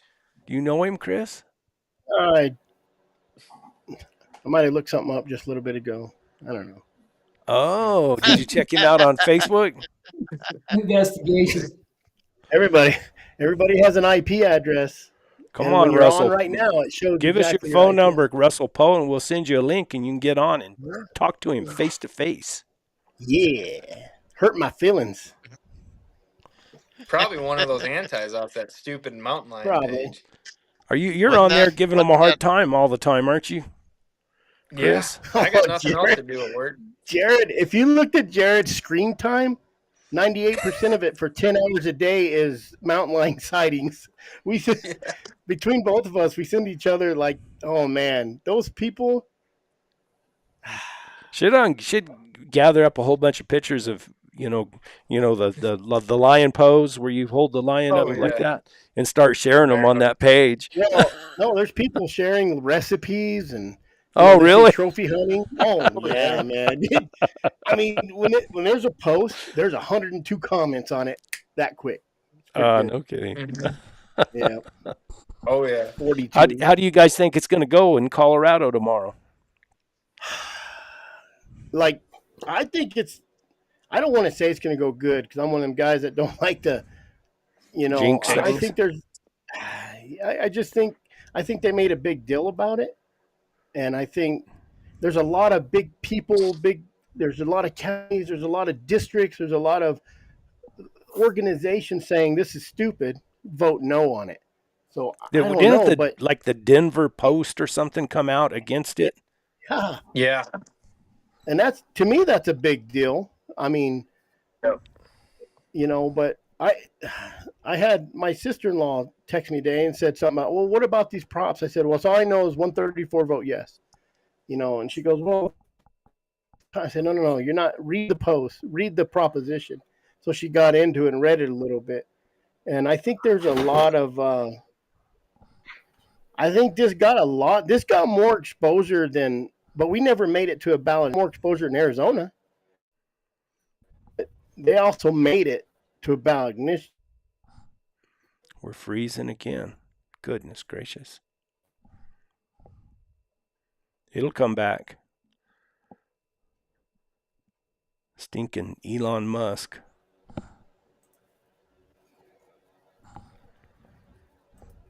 There, we're back. The way I seen it got a lot of publicity, but it was in a good way. I kind of thought the same deal when that thing hit the ballot. I thought, man, they're done. But everybody seems to be pretty positive on it, so I guess time will tell. We got a hound question. We got a hound dog question here for you guys.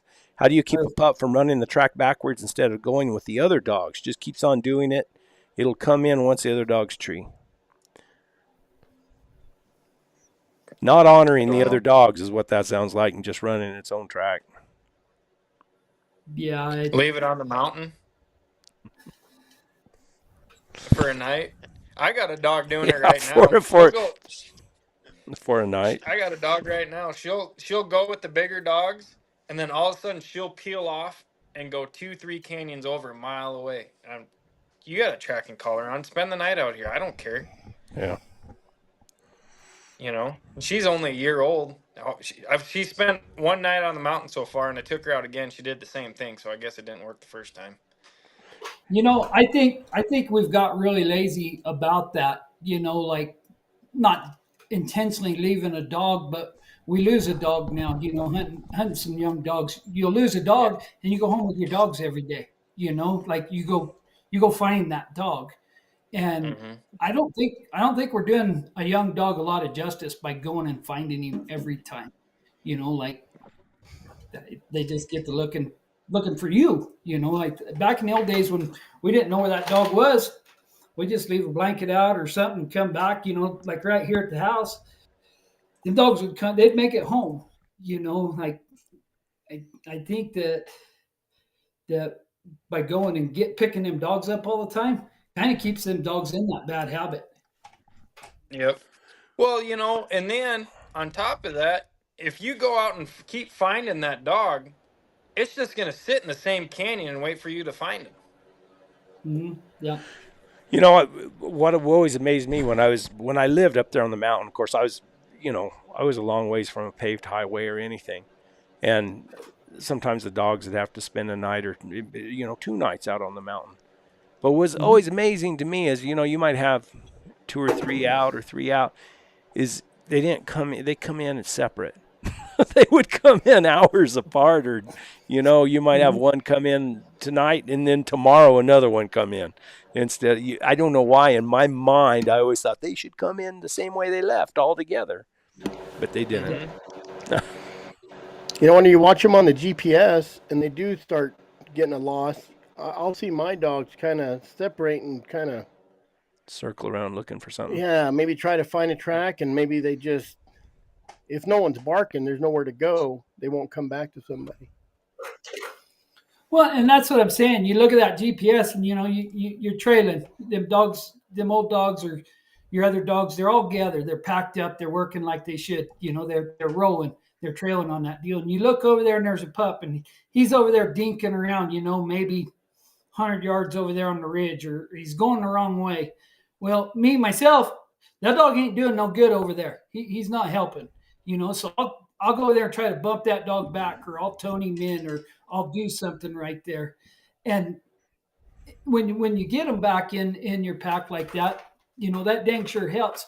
But when you just get one that's just being a knothead, and he's not going to honor them dogs, and he's going to go do his own damn thing, to each their own. I don't go hunting my dogs. I take my dogs hunting with me. Yeah, so exactly. I keep them dogs. I keep them dogs pretty tight. I'm not saying they're going to be right under my feet, but them dogs are hunting with me. Like we can go down a piece of country and say, I want to go over to that mountain right there. And I turn, them dogs are going to go 150 yards, out there ahead of me or whatever, but they're going to come to me, Absolutely. And we're going to go. I'm not going to get on that mountain and look back and go, crap, I got dogs still going up that canyon right there. Well, if he's going up that canyon, he better be barking on line track or bear track or, whatever we're at that moment. Otherwise, that dog's not doing you no good going the opposite way. And then on the same spectrum, I've been hunting a lot of young dogs the last 2 years, and I've got some old dogs that just won't throw their head up and go to them young dogs. They won't honor them. Will not honor. And I think a lot of that is them old dogs were pretty easy handling. They were pretty soft. Like you could holler at them dogs, raise your voice a little bit, and them dogs would come back to you. And I've hunted with other guys, and it's been that way. Hunting some young dogs, and like we found a lion track, and it went here. We had 2 lion tracks. Whatever the scenario was, and they got real loud. And I had to say, hey, dude, like, be quiet. Like, you're going to screw this up. Like, these pups ain't going to pull us through it. These old dogs are, but you're going to pull them old dogs back. Yeah. It's just to that deal. And I think hunting some really gristle-headed young dogs that are just, they're gamey. They're super, super gamey.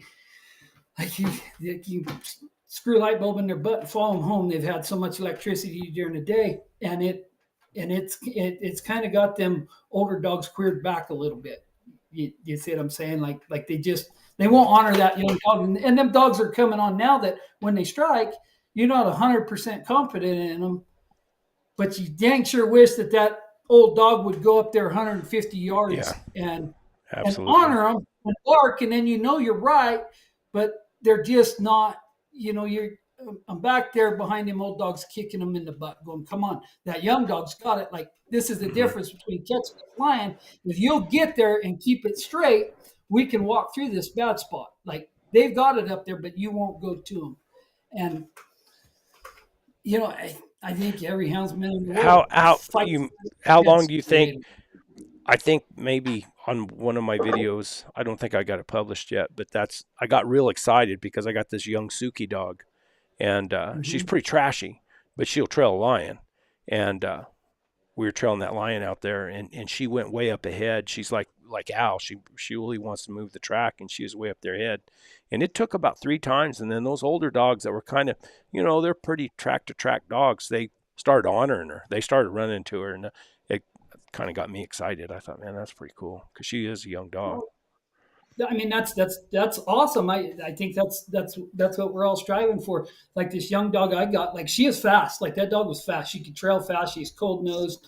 Really want to move a track fast. But like you said, like dude, she'd be trailing a lion, start her own lion track, and you'll go up there and that dog will be right.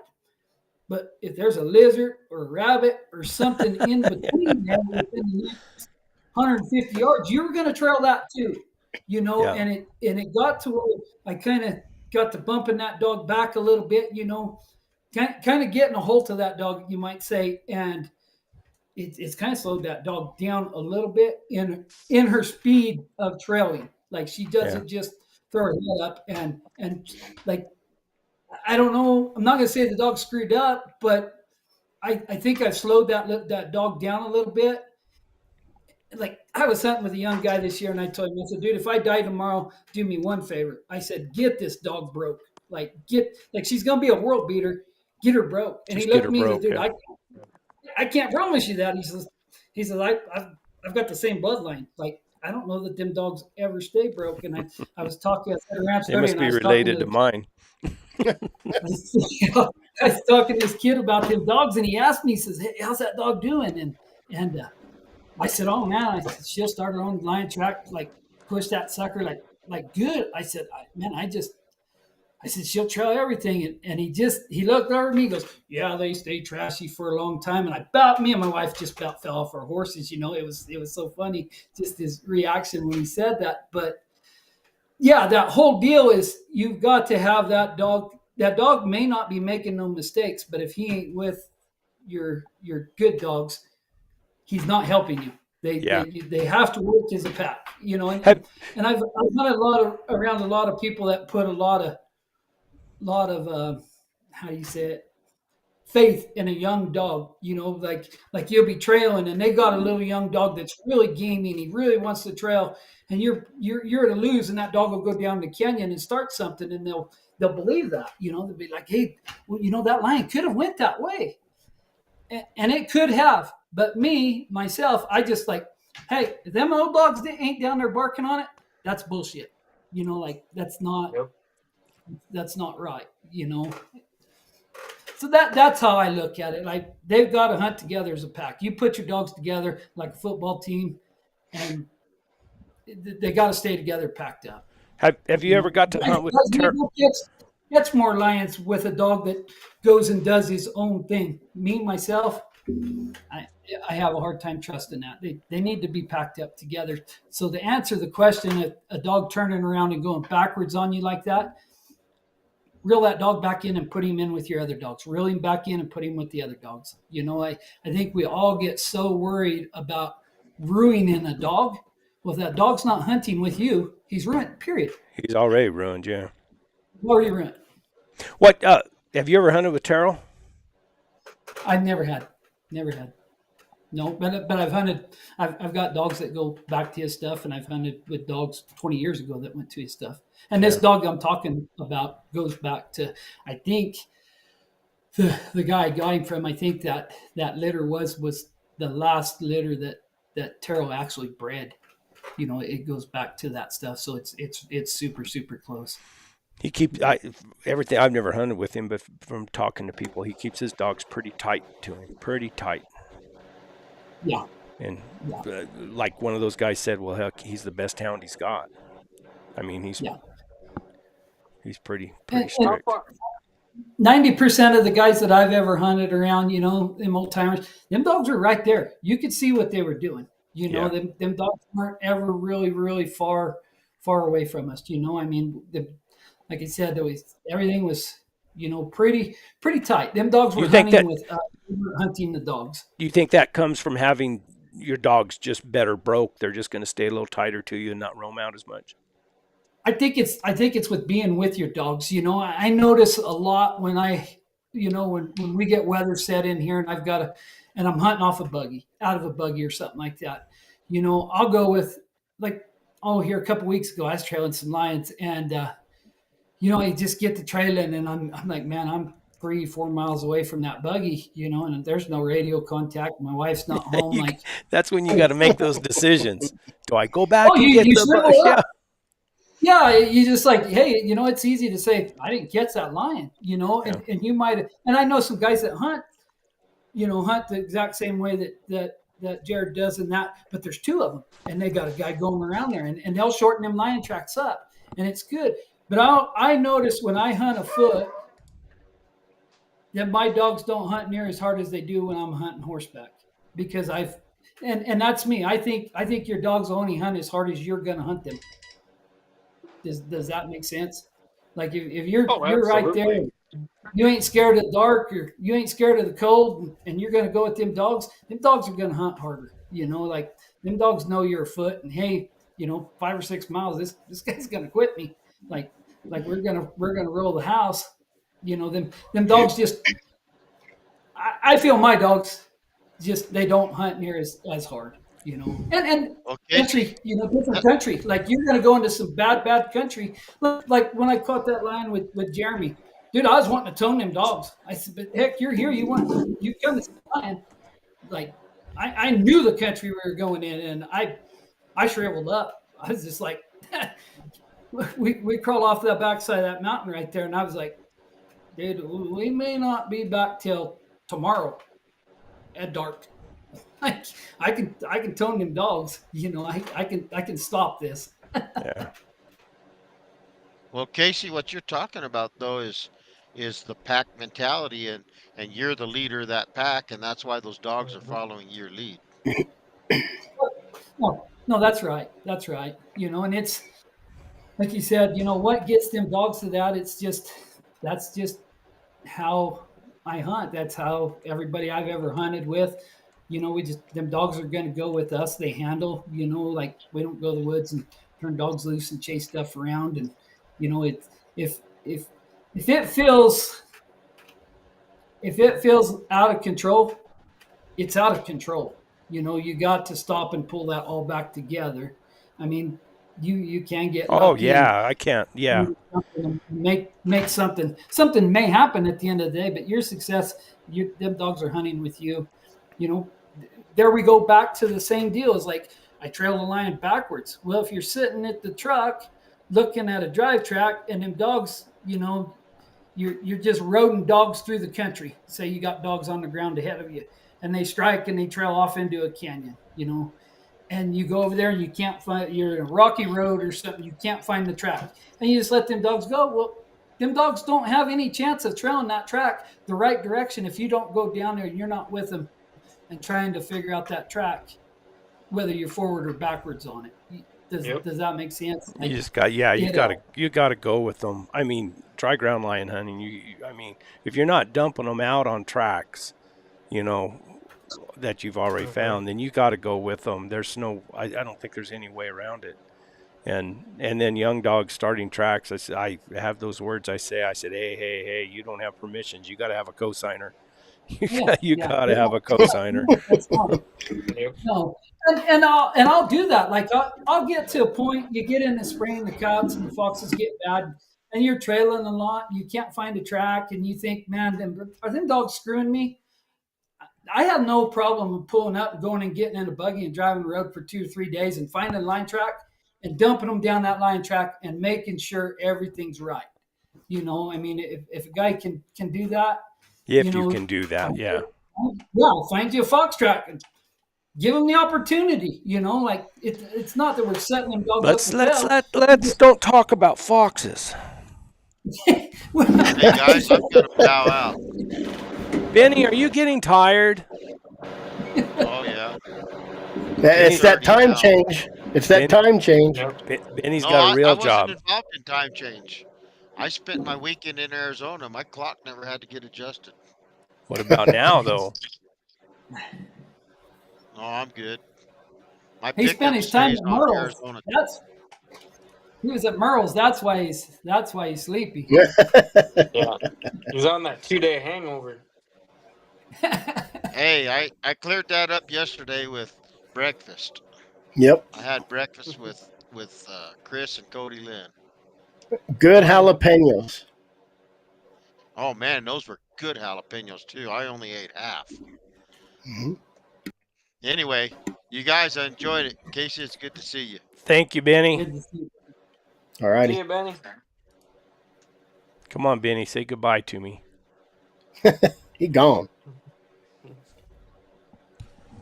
Well, I can't see who's asking questions, but whoever asked that question, I hope I answered it. I went 1,000 different directions with it, but that's just how I hunt.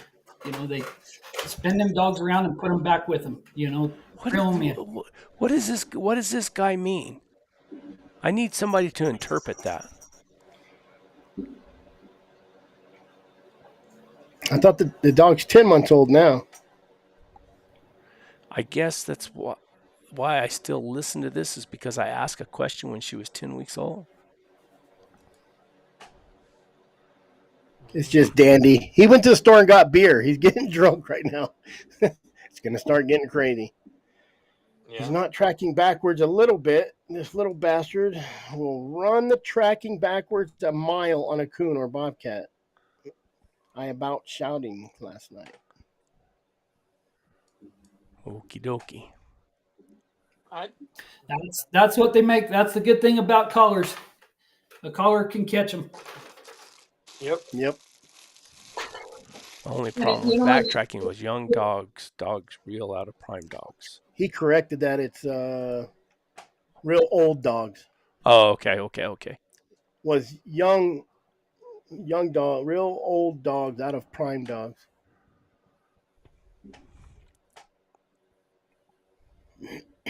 I've always been told that, the guy that I got dogs off of, he said, let them run rabbits all day, let them run everything when they're young around the yard, and, let them get that chasing game in them, Even a MVP baseball player started at T-ball. Oh yeah. Yeah, that's right. Once that dog's seen 10, 12 lions, he doesn't need to see any more deer or coyote tracks. That's right. Like right here, I raise these pups. I've got litter pups out there right now, and another one on the way. And I turn them dogs out right here around the house, and they learn how to. They teach themselves how to hunt, and they get to where you can't catch them, and then you go chain them dogs up, and you can get to where they get pretty dang defiant, and you get them chained up, and where you can pet on them and do stuff like that with them, and when you go ahead. Well, no, I was just going to comment on that. I used to call it, because when I was up there on the mountain, you have litter pups and you let them run. Then pretty soon you hear them up on the mountain start trailing. Pretty soon they're getting further and further away. Then you pin them up or chain them up or whatever. There's always that period of resentment where they're mad, and then you have a hard time catching them. Sometimes they don't want to, and it takes a while to get them where they're accustomed to being tied up or kenneled, whatever you want to do, whatever you do. Right. I've got one right now the same way. I mean, that little puppy, she was keen, like would come to you and stuff, and you turn her out of a kennel now and turn her loose, and like she's like, you ain't gonna catch me, And I told my wife the other day, I'm like, it's time old Jump goes on a trail, on a chain. Like she needs some humbling, and it's that. And like he said, you go trail some lions, and I don't even think you really got to catch lions, but you get them dogs down some good trailable tracks, and they're going with them, and they stay with them dogs. It all goes back to that whole theory is they're not going to trail that lion if they're running a deer.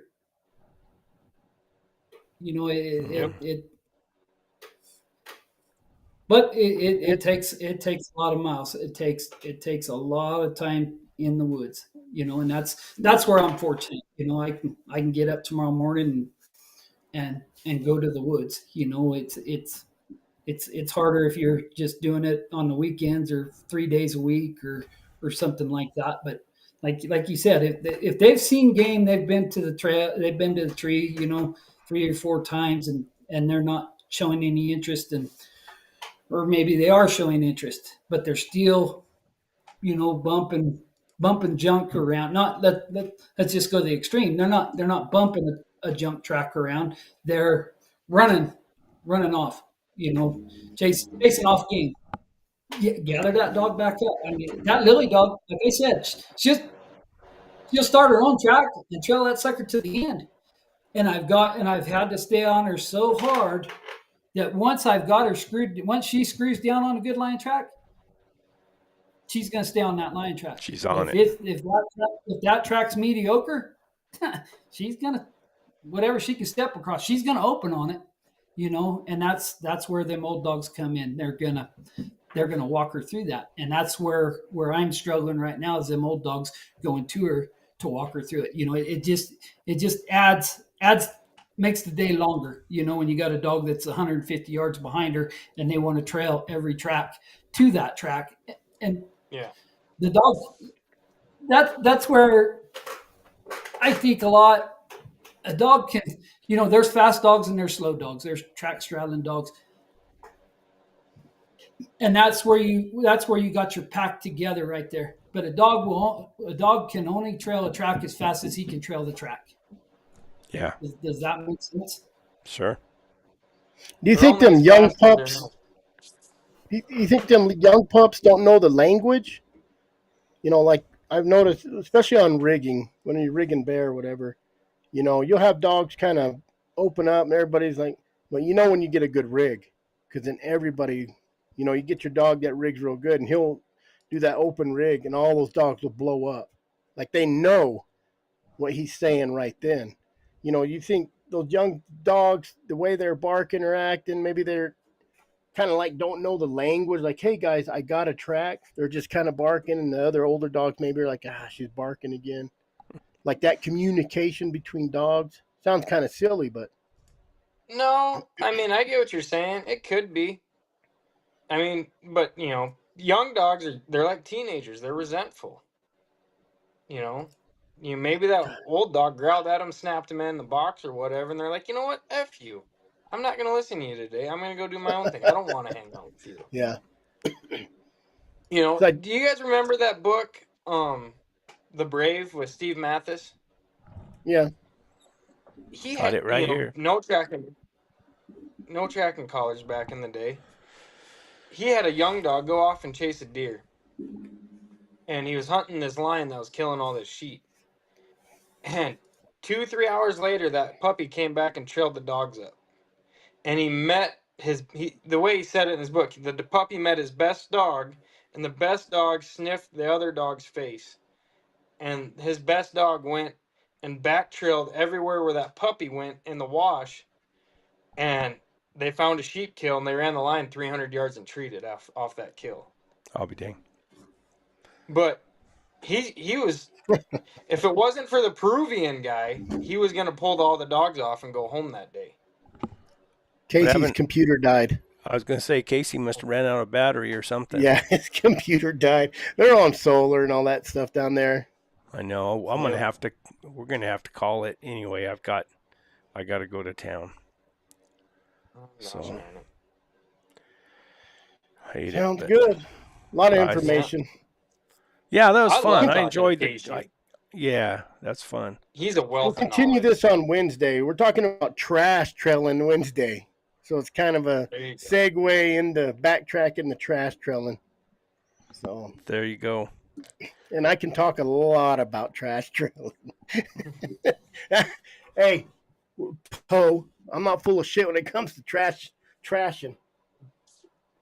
More like a Christmas fried turkey. Well, Casey's coming back on to say goodbye. He had to plug his computer in.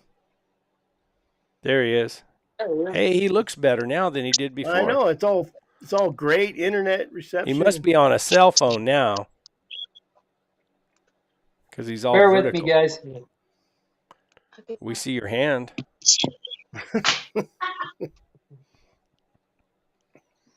We see you. You guys cut me off. Nah, but we about hit our time limit though. So we better back out. After beer too. I gotta go.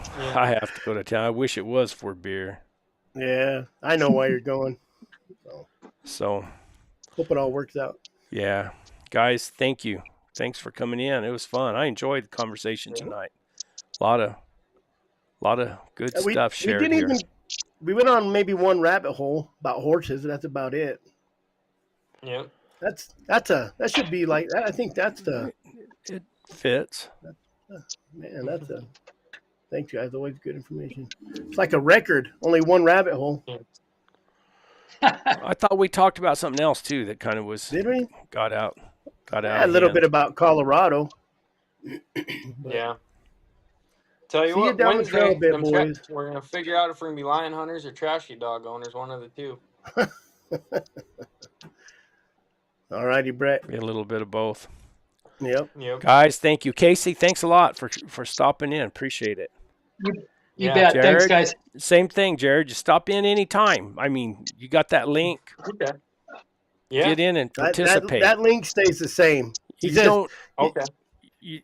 don't only have to go on Chris's show. You can come over. Well, he texts me, says, Brett don't care if I come on. I said, Brett don't care if anybody comes on. Oh, he'll let you know. He'll let you know. I mean, if Kamala Harris wanted to come in, I'd let her come on. Bring her on. Yeah. Bring her on. Oh, shoot. All righty. Well, maybe Wednesday we'll know the results too. So maybe I'll give an update. No, you're not going to know no results on Wednesday.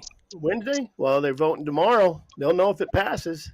I don't know. They might be contesting it for the next. The 127. I don't know. Maybe. Who knows? They might contest that too. Oh yeah. Well, maybe by Wednesday we'll know if we need trashy dogs or we still can keep straight lion dogs. If we all go starving, I'm going to be really happy. I got a puppy that will run anything. Might be coyote hunters come next week, huh? And Dandy, that's right. Dandy, you did real good, Dandy. You must only had about 3 or 4 beers. He minded his manners tonight, didn't he? Oh, he was horrible last Wednesday. He was just going. He had about 80 messages. 300 comments last Wednesday. Oh, you're entertaining, Dandy. And he did apologize. He did say he deserved to get kicked off. We ended up kicking him off. So, all right, guys. All right. Thank you very much, guys. Talk to you guys later. See everybody Wednesday.